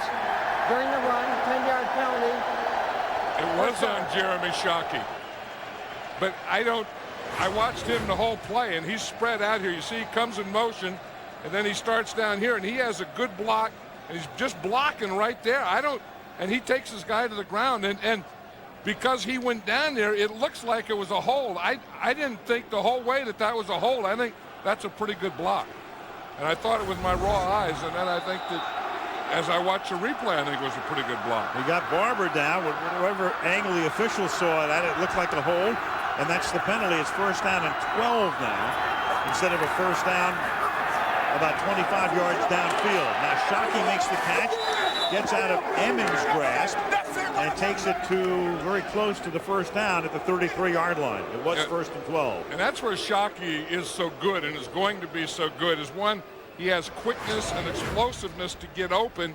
And then after he catches the ball, you see, you can run him on a little 2-yard thing here, and then he can turn and run that ball upfield and bulldog it. And this guy can really be something special. I think he is something special, but I think he can really be something special. In fact, he's so special, the Giants had him in their sights all the way in the draft, and the Giants almost never trade up in the draft, but they did it the last 2 years. One to get the corner Allen, and then in the last draft in April, and you can see Shockey is limping in, but they had to trade up, afraid that he was going to be taken off the board by the time they could get to the point where they could pick him. And that was the right thing to do. I mean, they've been playing with Ike Hilliard out there and Amani Toomer and these types of guys, but they needed someone else, something else, another part to go with those guys, and Jeremy Shockey's a perfect guy. He's the man in motion on second down and 9.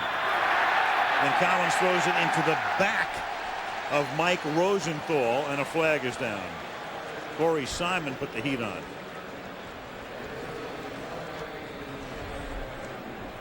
Can't throw it to your tackle.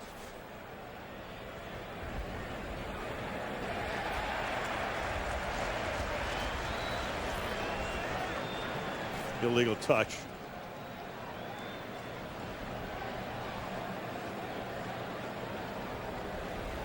Question is, do they want the yardage or the down? It would be third down. Looks like Andy Reid is saying we'll take the yardage. By an ineligible receiver on the offense, number 78. 5-yard penalty. Replay second down. Speaking of Shockey, here's what Strahan said about him. Jeremy brings the attitude. He's not afraid of anybody, not afraid of anything. He says what he feels, and that's just it. And I think we respect that about him. That's one thing I like. Most rookies, when they come in, they're afraid. They don't even speak in the locker room, or they don't say anything to the papers. He just says what he feels, and if you don't like it, so be it. And I think we respect that attitude. Giants on second and 13. Collins throwing, and that's incomplete. And then really paying the price is Hilliard. So much of a price is going to be a personal foul. Brian Dawkins leveled him, and Dawkins is down as well.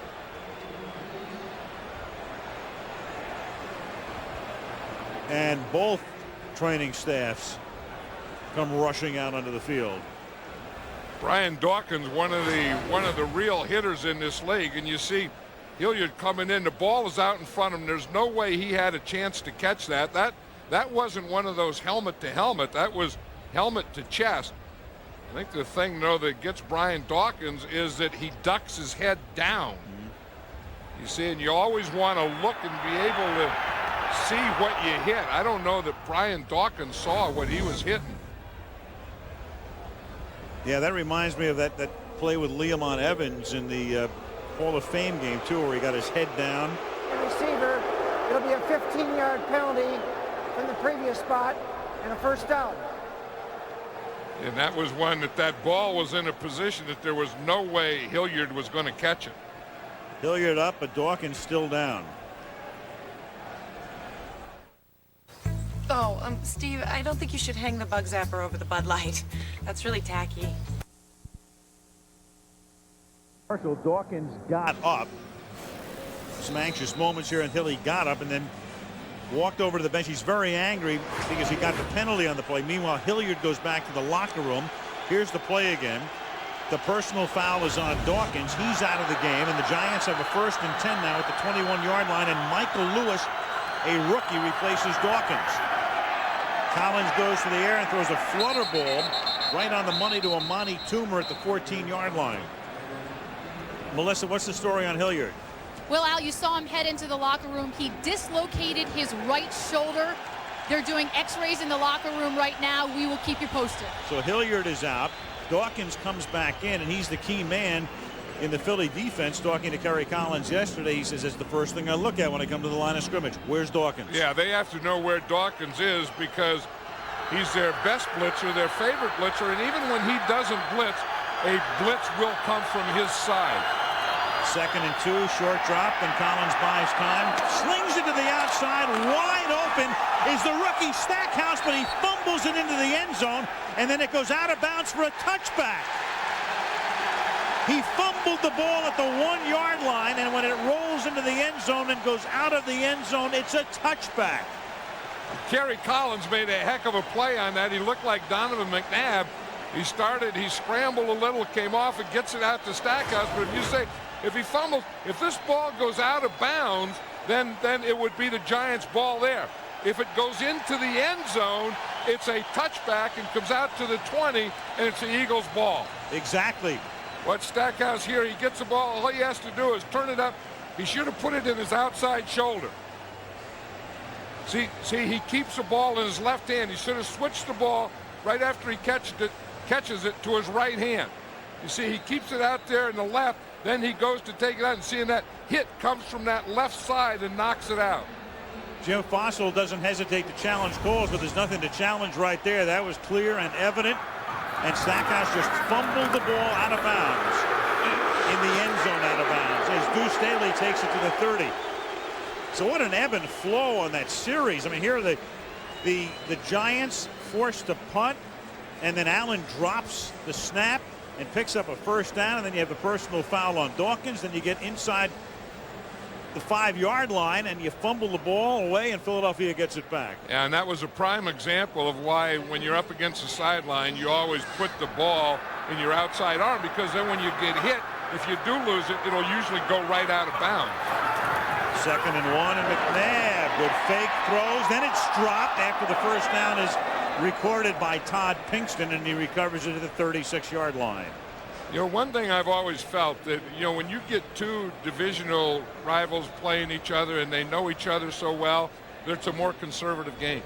That you will not do things, you won't open up, because you remember, and a lot of times you're playing against ghosts. You know, you remember, I remember 4 years ago I tried to run that play and it got stuffed or we fumbled it. So you tighten down, and you play your most conservative games against your rivals. It's fascinating to hear you say that, as Deuce Staley picks up 2, having coached, John, in the AFC West, where if any division says, you know, forget about going conservative, they have through the years. I played a lot of ghosts, though. When I used to play ghosts, it was against Kansas City and their defense, their short yardage and goal line, because I remember, you know, Buck Buchanan and Willie Lanier, and there was nothing we could do in there inside. And always worried about short yardage and goal line. You remember what they did 3 and 4 years ago, and you say we can't do it. I used to think we couldn't score in the goal line against them. Of course, you had your own ghost at tight end. Well, I had the ghost and a few other things to go with them. 2nd down and 8. And McNabb gets taken down by Short at the 38-yard line. That's where the Giants are doing a better job right now. Those lanes are still there for McNabb, but now the linebackers are closing them up once they start. See, early in the game, when he would find one of these lanes, he was able to run all the way through it. Now he sees the lane. You see, he's going to see a lane right here, and he's going to take off in that lane, and then the linebacker comes right up and stuffs that lane. So that's probably an adjustment that they talked about at halftime. 3rd down 7 from the 38-yard line. McNabb throws, caught, and a little short of the first down is Cecil Martin, the fullback. Martin, who played his college ball at Wisconsin and blocked for Ron Dane for a couple of seasons, comes up short, 4th and 1. You know, Mike Barrow is spying on Donovan McNabb, and we talk about a spy, and you just see what he does. He just starts right here, and he's going to watch McNabb all the way. You see, as McNabb moves, he moves. He just watches everything that he does, and he shadows all his movements, and he's going to plug any lane that McNabb would have taken. Sean Landeta in his 18th season at age 40. Former Giant. Elvin Joyce on the run back. And he gets creamed as he brings it back to the 25 by Keith Adams. I'll tell you, there's some hitting in this game. I mean, I watched the Eagles against the Bucs last week, and there was a lot of hitting in that game, and these Eagles have had 2 weeks of big-time hitting in a row. Premiere of the NBA on ESPN Wednesday night. Washington, Toronto, of course, that means Michael Jordan. Means Vince Carter. It starts at 7 Eastern time, and then the NBA on ABC beginning Christmas Day. Speaking of the NBA, the Sixers open up in Orlando tomorrow. Otherwise, Coach Larry Brown would have been here tonight. Loves the Eagles. Good luck to Larry and the Sixers. Yeah, he's a heck of a coach. He's one of those guys that would have been a good coach in anything he coached. But let me get this straight again now on my season. Baseball season ended last night. Right. Congratulations to the Angels. Correct. Basketball season opens Wednesday. What do we get for football? 2 days? That's right, by itself. Yeah, by itself. Of course, we're well into the hockey season. Yeah, but remember, it used to be you'd have, baseball, and then when baseball was over, you had football, and then when football was over, you had basketball. Now baseball's over, you start basketball. 2nd and 11. Don't forget boxing. Boxing's year-round. Right. Boxing goes anytime. Tennis, auto racing. Yeah, those ought to go in the summer. Horse racing? Golf should go, and horse racing ought to go in the summer, but sometimes they go year-round, too. They do. We just had the Breeders' Cup the other day. Yeah, I know it. I have a tough time, thinking of horse racing this time of year, and I have a tough time of thinking of golf this time of year. I've lost so many brain cells, I don't know what season we're in. Where'd they go? Are they up there in the moon? You see that shot of the moon? It looks like a piece of cheese. 3rd down and 7. Collins throws and converts on 3rd down. Big 3rd down pass to Dixon, covered by Blaine Bishop, and that stills the crowd at the vet. Yeah, and that's what the Giants were talking about, and Kerry Collins was talking about. You have to make good decisions, but you have to get rid of the ball quickly with this group, because you know that you're going to get blitzes, you know you're going to get pressure, and you have to get back there and hit that back foot and get rid of it. That's exactly what Kerry Collins does on that play.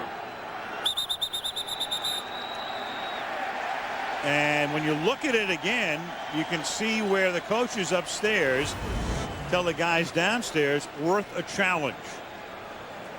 And that's what we have here.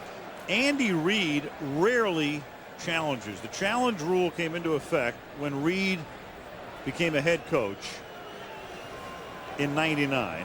Philadelphia is challenging the ruling on the field that it was a catch. We'll review the play. So this is only the 7th challenge for Reid. He doesn't even know how to catch the flag when they send it back. He's an old offensive lineman. He challenges someone frequently. He can't figure out how to catch it. What they're saying here is, did Ron Dixon catch a ball? Okay, he has a ball. Both feet are down. The knee is down before the ball comes out. That, I would say, that's not a fumble, just looking at it on that first picture. Again, he has control of the ball. He goes down. Now is his knee down? Yep, his knee is down before the ball comes out. So that shouldn't take too long. Do you see it that way? Let me take one more peek at this thing, because I want to make sure he has control. Takes 2 steps. Then the knee comes, the knee is down, the right knee. Yeah, and then the ball hadn't come out yet. Yep. Don't see anything to overturn the call. No. It was 3rd and 7. It was a 13-yard gain.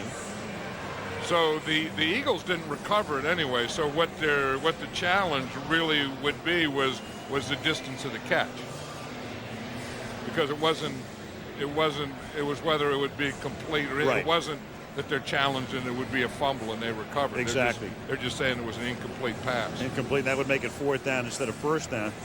It's also there's more punishment in challenging and not being successful in the second half, because you're going to lose a timeout if you don't have it overturned. First half doesn't really matter that much. Second half, it matters a lot.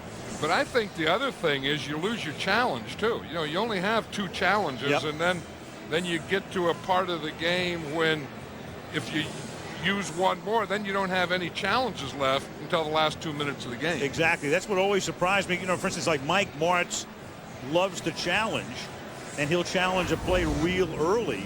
But the question is, what's the upside? What's the downside? I mean, if the upside is so minimal, even if you're successful, you know, why do you lose a challenge? And then later on in the game, and it came back to haunt the Rams in the Tampa game last year in St. Louis. They didn't have a challenge on a play they could have challenged. And I think, as you say, that's a lot bigger in the second half. In the first half, I think it's just a challenge. You know, why give up a challenge because you may need the challenge, which you only have 2 of for the total game. And the second half, then I still think it's a challenge. But in addition to that, if you lose a challenge, you lose a timeout. And when you get a rivalry and a game like this, Eagles-Giants, don't you just know that it's going to come right down to the end, this one? Almost always does. I mean, last year's 2 games did. So many have through the years. Carollo took the maximum allotted time to come up with this decision. And the first guy he tells is the official that made the call. After reviewing the play, it's been determined that the receiver caught the ball and as he was coming down, never possessed the ball completely. As he hit the ground, the ruling on the field is overturned to incomplete pass. Well, not the way either of us saw it. Not charged the timeout. Remember, we were looking at it at first. I mean, does he possess the ball? That's the first thing you look for. Yeah, well, he has to come down with both feet. Boom, both feet. He has possession. Yeah. Knees down. I still see him possessing the ball. Yeah. Ball comes out at the end. No, I think they had the call right the first time. I agree with you. I mean, I'm surprised. And don't forget, think of the verbiage. He started the explanation to Carollo by saying he caught the ball. I guess he didn't catch the ball is what he eventually wound up determining. 4th down and 7 now, and they punt with Allen's kick fielded at the 20-yard line. Brian Mitchell, all-time leader in punt return yardage, all-time leader in kickoff return yardage, brings it to the 28. Big break for the Eagles. Payne 3 weeks ago. He hasn't brought them a whole heck of a lot of good luck, has he? No, he has not. Ooh. 5 straight losses. McNabb throwing, caught up at the 39 by James Thrash. William Peterson with the tackle. Yeah, sometimes we show where Michael Strahan beats John Runyon, but to balance it out, you have to show where Runyon blocks Strahan. Here he gets a little help. He knows that he has his left guard, Jermaine Mayberry, in there, so he can be tough to the outside. But as Andy Reid says, Runyon will do best against Strahan when he gets both hands on him. When he has trouble is when he doesn't get both hands, where he just get one hand up there. You can see Runyon has had help 8 times, been on him 44 times, and I think that early in this battle, I think Michael Strahan won it. And I think that John Runyon, as the game has gone on, has kind of calmed him down a little. Part of it is, you know, the Giants had so much success until last year against Philadelphia. Strahan is so expressive and demonstrative. Runyon doesn't say much. So even if it's 50-50, it seems like, at least in an oral sense, that guy wins. Well, you know, Michael Strahan has sacked Donovan McNabb more than he's sacked any other player in the NFL. Here McNabb gets it away quickly, and that's Thrash making the catch and stepping out of bounds at the 43-yard line. You know, for years when the Giants were beating the Eagles, they had 2 constants on defenses.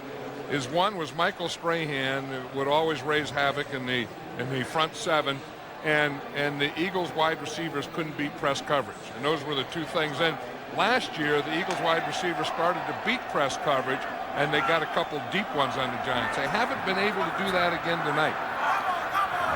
Giants have only given up 1 long pass play all season, 40 or more yards. This is caught by James Thrash. Last year, that was a bugaboo for the Giants. You know, this whole game, I've been impressed with this Giants secondary. I mean, I think that the two corners, Will Allen and Will Peterson, have done a heck of a job. I mean, they've just blanketed outside receivers. The safeties have helped, and McNabb really hasn't had anywhere to throw to. I mean, they played him, they plastered him, and they played him very aggressively. Third and a short 2 from the 46. McNabb rolling under pressure. Flag is thrown, dumps it off, throws it out of bounds. Mike Barrow came crashing through, and then Brandon Short was the second guy, and you've got a hold against Philadelphia. That's the thing. I think they know this, that McNabb, when he bootlegs or when he runs, is going to get flushed out to the right side, his right, so they're bringing their blitzes and putting the pressure on the left. Offense. That penalty is declined. Result of the play, 4th down. Cecil Martin. Now, what I'm talking about is the left side of the defense or the right side of the offense. You see, they bring pressure out here, and you see who Cecil Martin got the penalty on. He was assigned to block Michael Strahan, so he went in and tackled him. But they're bringing pressure from McNabb's right side. Landetta to punt. Delvin Joyce calls for the fair catch at the 11-yard line with 4:16 remaining in the third quarter. It's been a scoreless second half. Eagles 9, Giants 3. West Airlines providing it. A look into the vet. Last time you're going to see that sight on a Monday night game. More than 60,000 looking on. Eagles completing their 32nd season in this facility, and we've got movement up front. Every time you have movement up front, you get pointing, don't you?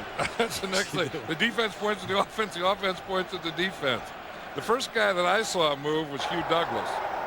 Neutral zone infraction, number 53, defense, 5-yard penalty, still 1st down. And so did Bill Carollo. And there is the new stadium, and you can see that it's probably 60 to 70% complete. Lincoln Financial Field, and right on schedule. It will open up. Jeffrey Lurie's dream coming true to provide a new stadium for the Eagles. It opens up next season. It's funny, this place with another flag going down here. Prior to the snap, false start. Number 21. Barber. 5-yard penalty. Still 1st down. Back whence we came. It's amazing when I think about this, John. Monday Night Football has been around longer than Veteran Stadium. I mean, Monday Night Football, as Fossil is exercised over that call, began in 1970 at Franklin Field and will have outlasted the life of the stadium. You know, in one part of me loves these new stadiums and the conveniences and so on. The other part of me hates to see some of these go. Jeremy Shockey makes the catch. Well, this was built at the same time that Riverfront was built in Cincinnati, Three Rivers in Pittsburgh. A little before that, Atlanta Fulton County Stadium, and now they're all gone. The Houston Astrodome was before that. That's right, around that time. I remember when Shea Stadium was built. That was about the time that the Jets signed Joe Namath.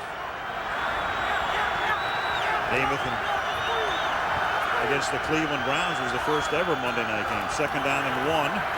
As Collins throws a little swing out here to Shockey, and he picks up the 1st down. In fact, Monday Night Football, the first time it came to Philadelphia, it was at Franklin Field.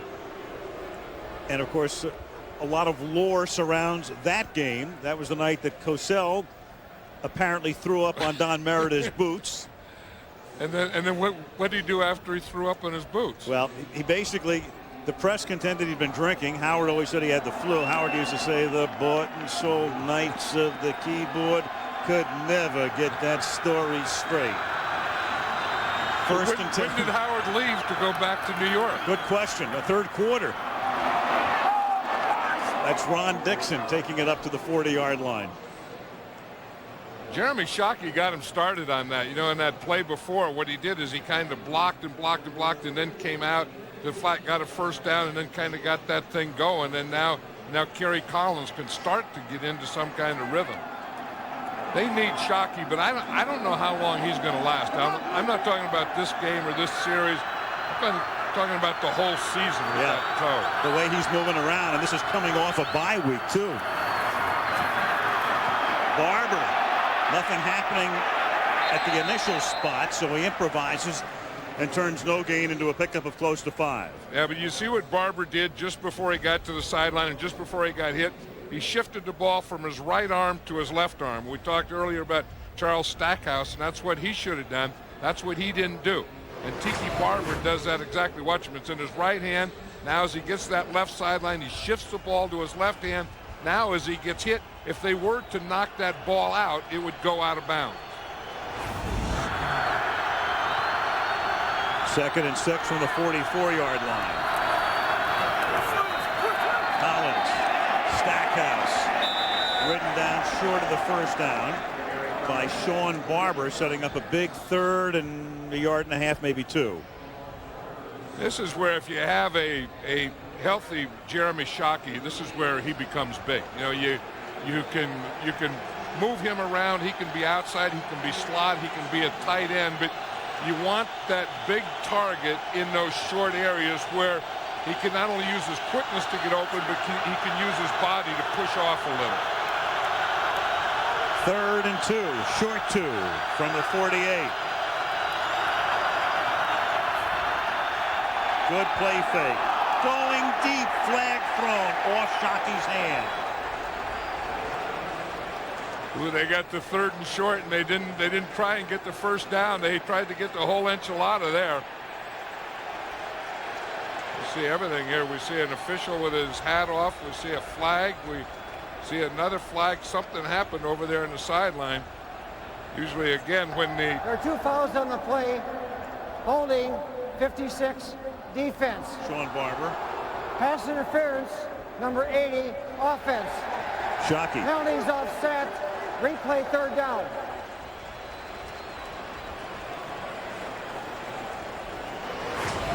That was Shockey. You see, he starts in the backfield, and he gets a little. Oh, he got grabbed there. That's one thing. And he pushed off the grabber. That's not a bad play. But they called it on Sean Barber and then called it on Shockey. And you know what I think, John? I think the same guy called both plays. That's why you saw a hat and a flag. He threw the flag, and then he had no other flag. I think the same official actually called both infractions. Right, and the only thing, if there were a 3rd one, he did have a beanbag left. That comes out 3rd. Or a shoe. Barber. And he's got the first down.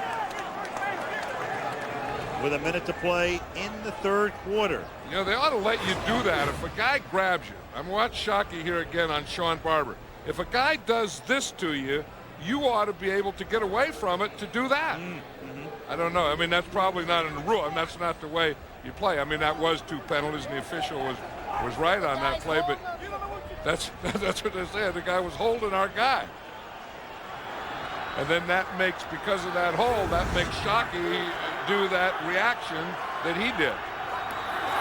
And it was the same official calling both infractions. Ron Dane collects it at the 43-yard line, and that's going to take us down to the end of the period. And again, a huge game in particular for the Giants, because at the end of this one, they're either 2 back and will have lost to Philadelphia, or they're even. They're on top along with Philadelphia and having beaten them head-to-head. That much of a difference. Philadelphia leading 9-3.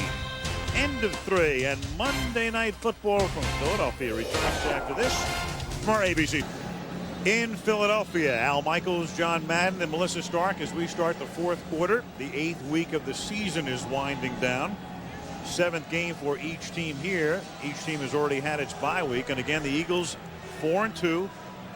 The Giants are 3-3. The Eagles will either lead the division by 2, or the Giants and Eagles will be tied, and the Giants will have knocked off Philadelphia head-to-head. There are the numbers right now. Washington winning last night, 3-4. Dallas hasn't had its bye week yet. Cowboys are 3-5 at the halfway mark. There's something. If the Giants were to score a touchdown on this drive here, they'd be leading. Touchdown and extra point. It seems amazing the way the game is played out. Delvin Joyce is in the backfield, and he gets his first carry of the night. It's a short one. Monday Night Football from Philadelphia being brought to you by Bud Light, for the great taste that won't fill you up and never lets you down. Make it a Bud Light. Capital One. What's in your wallet? Marriott. Wherever business takes you, your Marriott awaits. And Chrysler. Drive equals love. Giants trying to make this drive equal love, and a lead started at their own 11. Big third down here, and 7 from the 40. Knocked down, knocked away, Corey Simon. And as you say, that was a big down, because the Giants, had they been able to pick up about 5 yards, could have been in field goal range. You know, but by not picking up anything, then they still have to punt. They had a couple of shots here. If they could pick up 5, 6, 7 yards and still not get the first down, they would have had a shot at maybe trying a field goal. Matt Allen to punt. Short little kick, bouncing ball. Mitchell has to back away from it, and the Giants will pin Philadelphia back at the 1-yard line. Mitchell couldn't find that one hop he needed to come away with it. So back at the 1 of the Eagles with a 6-point advantage. They anticipate Brett Favre will play, keep that streak going as the Packers host the Dolphins. We go to Green Bay next week. That's a great matchup. Green Bay 6-1, and Miami on top in the AFC East after their bye week, 5-2. Dolphins, Packers next Monday night. Both teams will be fresh anyway, and the weather will be fresh. It certainly will be. Some frost in the pumpkin. First Monday. Lambeau. First Monday in November in Green Bay. From the 1-yard line, McNabb buys time, throws, caught, and that gives them a lot of breathing space now. Thrash making the catch, covered by Jason Sehorn. Yeah, this is a big series here for both the Eagles, you know, to get out, to get the first down. And, of course, the opposite side, the Giants, you know, if they could get a turnover, if they could get a big play here, they can score on defense. I don't know, like, would you rather be the Eagles in this situation on offense or the Giants on defense? I think I'd rather be the Eagles on offense. I think that they protect the ball. You've got McNabb. Long drive would deflate the Giants. Instead, Pinkston on a pass that was well short. Incomplete, 3rd and 4. Can I make my pick now? Yep. I'll pick the Giants. You're picking the Giants now on 3rd down. Yeah, this is one of those things when you get even, then you try and throw it to that back shoulder. See, he tried to throw one of those things where he stopped and brought it back. You know, when you're running even with the corner, you try and throw it back to his back shoulder. That was great coverage, though, by Will Peterson. These corners, these two Wills, Allen and Peterson, have played outstanding. And they'll be around a long time, too, each in the second year. 3rd and 4. The catch is made, and let's see where they spot it. That's Antonio Freeman, the longtime Packer, and they're going to spot the ball just outside the 11-yard line, and that's going to be enough for a first down. And that's probably why they got Antonio Freeman. Andy Reid was telling us that of all the guys he's ever coached, he's the best in space. And you see the yellow line there? He catches it right at the yellow line, and then it's where the ball is when he gets hit. I think they may have gotten a pretty good spot there, too, don't you? No question. That's his first catch of the night. And a big hole for Staley, who cuts it back, and Deuce is loose and out of bounds at the 30-yard line. That's the hole that they were able to find early. It's that backside where you start to the right and cut it back. Now watch Trey Thomas. He's a left tackle here. The play is going to start here and then come back. So you have to block onside or play side and backside. Trey Thomas gets his guy. He's going in pursuit, and he just rides him right down the line of scrimmage. And it's a big, perfect cutback for Deuce Staley, who missed a lot of time over the last 2 seasons with foot and shoulder injuries and wasn't even expected to be the starter this year. They lost Carell Buckwalter in minicamp. They thought he would be the guy. He'd give them the running game. Then he got hurt And it was Deuce who got healthy. And, of course, last week a huge week. And tonight for Deuce, 92 yards. 2 years ago, down in Dallas in the open, it was like 130 or 40 or something on the field. That was the pickle juice game. Deuce Staley played one of the toughest, best games that I've ever seen a running back play in my life. And I knew then, I mean, Deuce Staley is a back, Deuce Staley is a man, and if you're picking sides, you want to pick Deuce Staley. That day he reminded me a lot of Emmitt Smith, and again, congratulations to Emmitt Smith for breaking Walter Payton's rushing record. Philly takes a timeout. The Big E doing it yesterday against Seattle in Dallas. Timeout Philly. 9-3 Philly. Philadelphia, after the timeout, has the football. Deuce Staley, and that is his given name. He said, that was the second child. My mom named me Deuce. Second down and 10. And McNabb throws, and it's caught by Thrash. James Thrash into Giants territory, out of bounds at the 47. You know, the interesting thing about that play, Al, that's the one that Andy Reid was drawing up for us the other day and showing us the bootleg. And a lot of times on bootleg, you try and get a short pattern. And what he's trying to do is go bootleg. You see, you fake, McNabb bootlegs to his left. He has two deep crosses here. And that's what he was trying to do, is hit one of those deep crosses with his bootleg. See, here's the fake, here's the bootleg. Deep crosses coming from McNabb's left to his right, and he throws it perfectly to James Thrash. Out of bounds at the 39-yard line. 39 of the Giants, first down. Staley, loss of 1. Tackled at the 40. Strahan and short. 11:11 to go. Clock ticking down, fourth quarter. Eagles tonight. McNabb now is throwing for 137. Deuce averaging better than 6 yards per carry. And Thrash has been their big guy at wideout, 7 catches. Pinkston's caught 3. Second and 11. McNabb has that batted away, spiked away by Mike Barrow. You know, I think that's the second time we saw Mike Barrow, who's normally the middle linebacker, come from that left outside defensively, right outside of McNabb, knowing that that's where he's going to bootleg and that's where he wants to throw the ball. And he's been coming to take away that bootleg, take away that scramble, be flushed out to that side. And then Michael Strahan doesn't have to take containment on that side. Barrow in his 10th season in the league. Giants now 3-man front. And they rush only 3, and that's enough to put some heat on McNabb, but then he takes off inside the 30, the 20, inside the 10. Touchdown McNabb.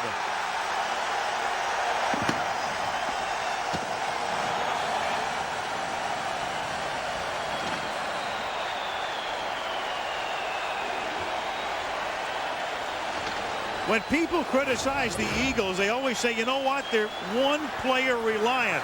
You know what, if it's McNabb, that's a good player to rely upon. That's not bad. I mean, Deuce Staley did his part tonight, but I'll tell you, they have found something on that left side. It's where McNabb runs. It's where Deuce Staley has been running, and he can just see so well.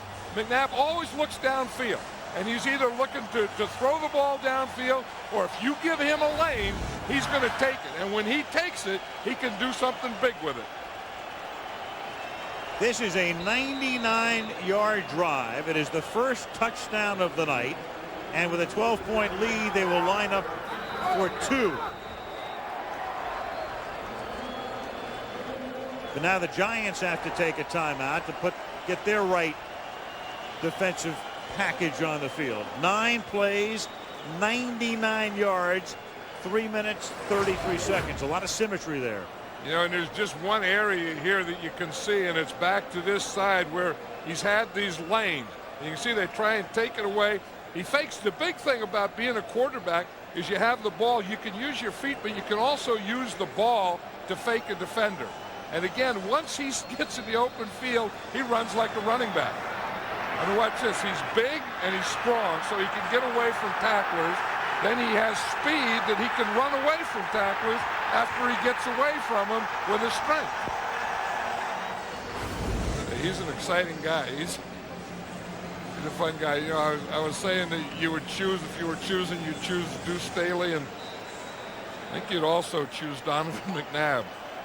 That's 111 yards on the ground for him tonight. The Eagles have rushed for 263 yards. Thrown for only 123. 2-point conversion. Finds the open man, hits him, and Chad Lewis, who hadn't caught a ball all game, picks up the 2-point conversion. And then you feel that play took all the life out of the Giant defense. They had no rush at all. That whole drive did. 17-3. Smart. Thank Dennis and the gang and Stephen Bochco for our tees tonight. Setting up the game at the beginning. 10-yard line, Delvin Joyce.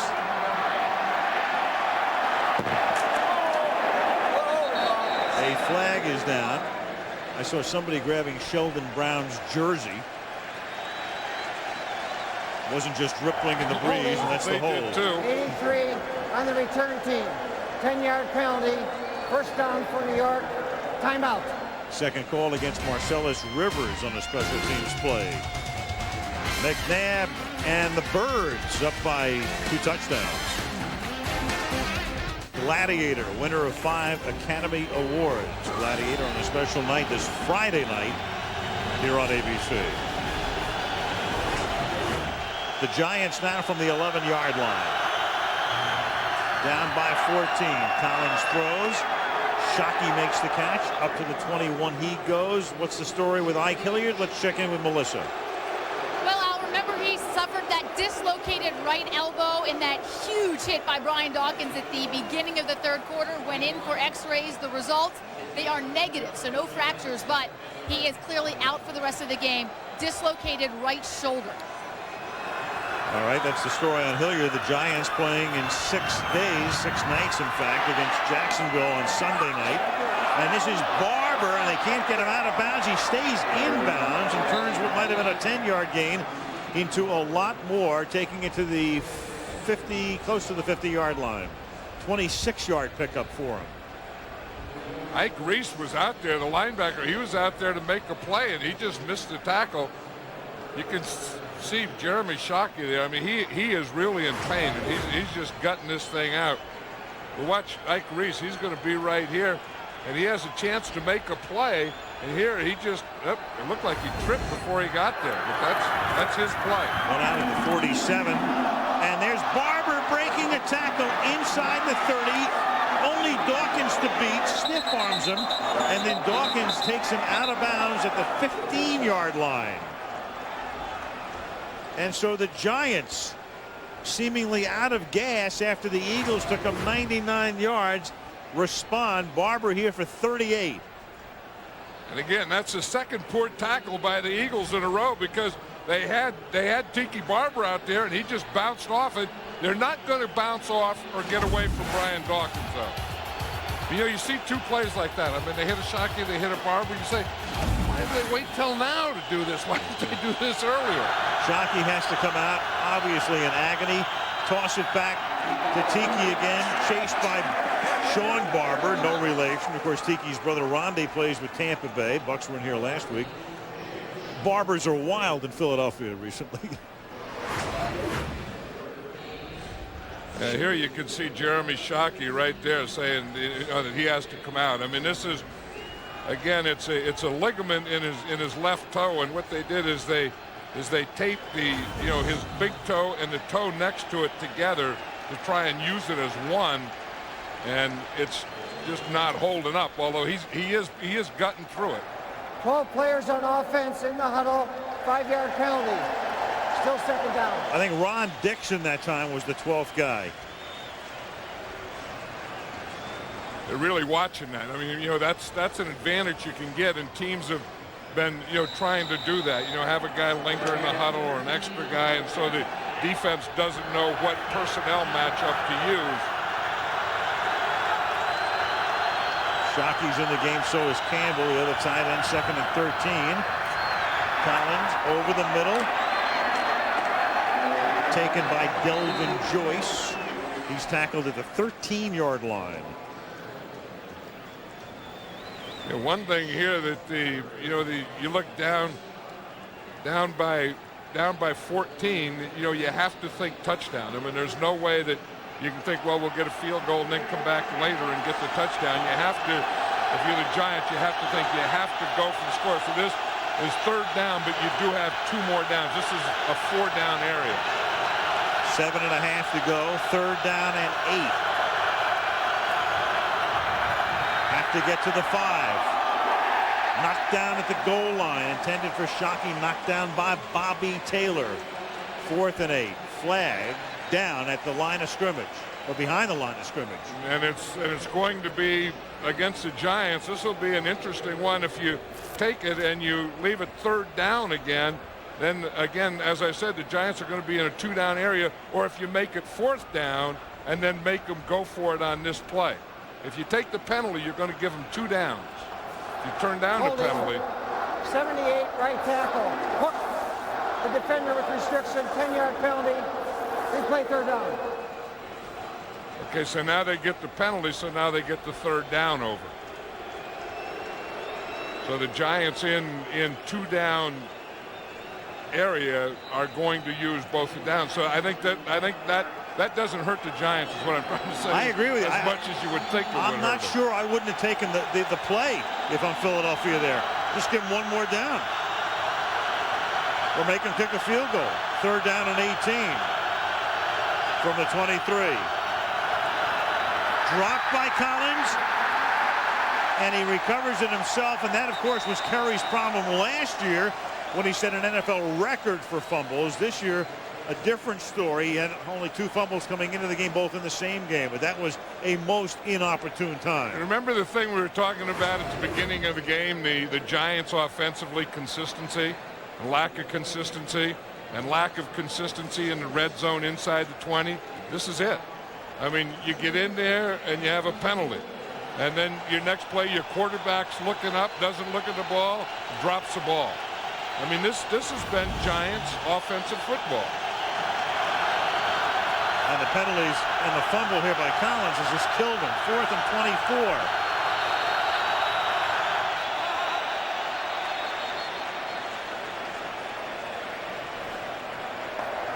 Delayed offense. 5-yard penalty.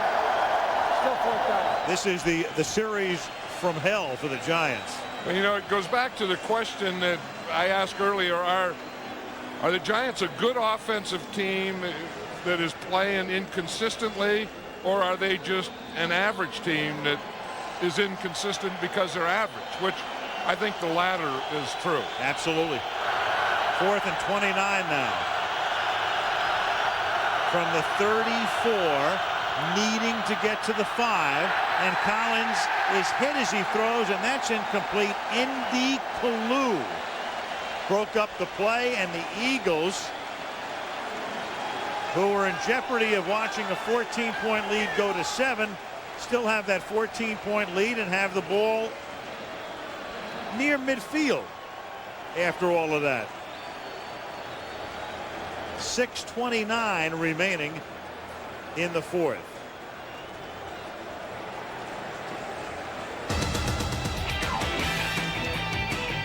Kalu breaks it up, and the Eagles 6:29 from a win. Eastern Pacific, 7 Central, and Mountain Wednesday. I mean, I couldn't make that up. From the 34-yard line on 1st down, this is Deuce Staley to the 43-yard line.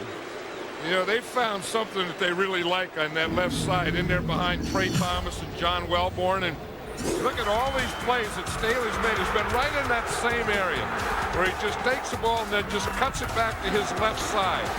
I'll tell you, again, Welborn and Trey Thomas have been really clearing out ways. Deuce Staley has been making some great cuts back there. And you think maybe that's the place that if Keith Hamilton were in the game, that would have been one of the areas that Keith Hamilton would have been in. Clearly would have made a difference tonight. The Philadelphia rushing game, 272 yards. That gave Deuce 100 yards. Now he picks up more, runs into the official takes it to the 49-yard line. So McNabb has run for 111 yards, Staley for 108. Speaking of great offensive line play, and when you think about Philadelphia clearly, let's go back to the draft. Let's go back to the draft. Back in 1958, there was the 21st round selection. No question, John Madden, the type of player who looks forward to a tremendous career in the city of brotherly love. I have to tell you about that. I mean, that 21st round, I was drafted as a redshirt. I was drafted as a junior. See, in those days, they would draft you if you had another year of eligibility, but it was your 5th year in school. Cal Poly San Luis Obispo. So I was drafted as a junior, but I couldn't do anything. I couldn't go play. And then it was the next year that I could go, and that was in 1959. How much money did you make? I signed for no bonus, $6,500. $6,500, and then I made $50 for each preseason game. So I think I made, and there were 6 preseason games, so that was $6,800 my first year. And no agent, though. You didn't have to worry about they an didn't agent. have agents. No one had an agent. I think Norm Van Brocklin was a star. He was a quarterback. I think he was making $12,000. Here's Deuce Staley to the 47. I don't know where those pictures came from. I don't think that I'd ever seen those, but Philadelphia's always been a special place for me, though. Yeah, we went deep into the archives. I mean deep. Giants take a timeout. Football's greatest game at ESPN.com. We've been highlighting some of the great games tonight. We'll look back at that game 2 years ago. NFL.com has that information for you. And then the 500th Monday coming up in 2 weeks. Oakland, Denver. Eagles now. 2nd down and 8 from the 47-yard line.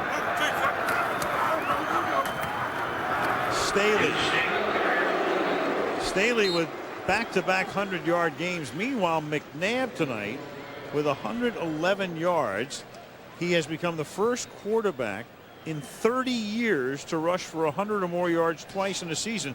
Bobby Douglas with the Bears did it against Cleveland in '72, and then against, you remember, John? You guys. That was all they had, though. I mean, so we wouldn't let him have that. Say we weren't going to let him do anything else. No, that was the thing. I mean, you'd play the Chicago Bears in those days, and they weren't any good. But Bobby Douglas was big and strong and fast, a lot like Donovan McNabb. He did it, but you guys won. Oakland won the game.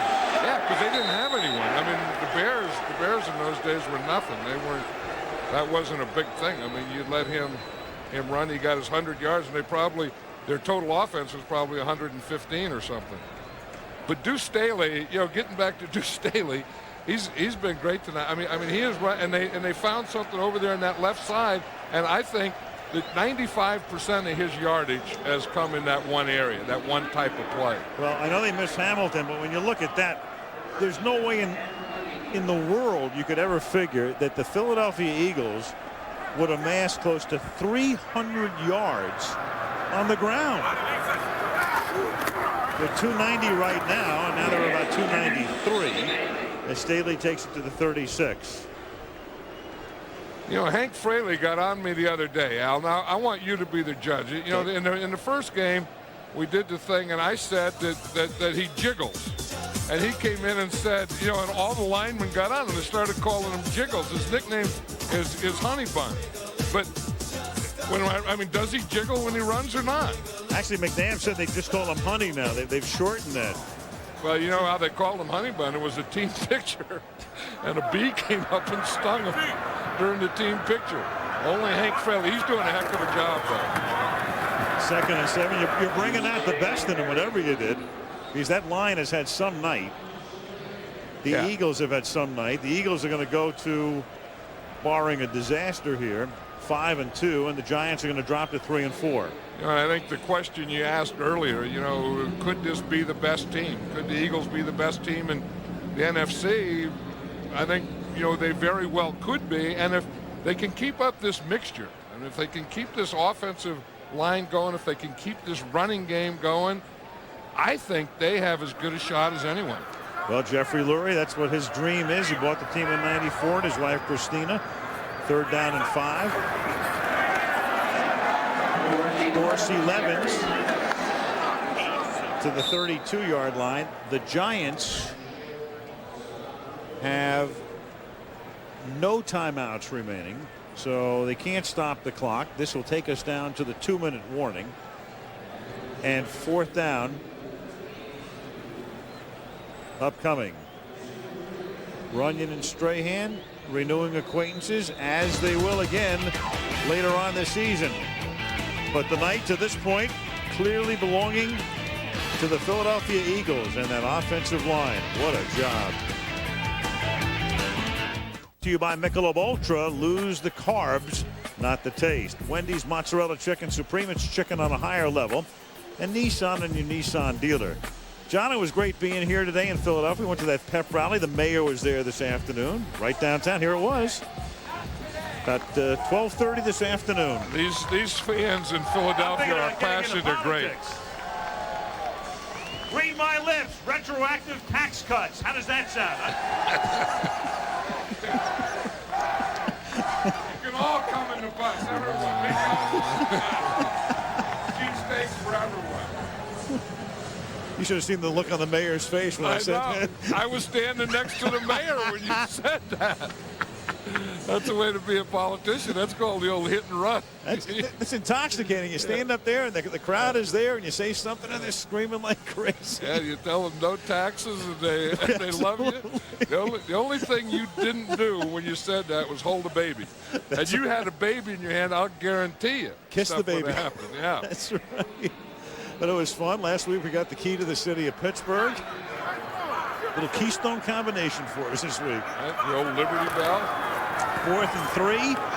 And Deuce Staley will not be able to pick up the first down. Tackled by Omar Stoutmeyer. They'll turn the ball over. The Giants will have it, but with nary a timeout.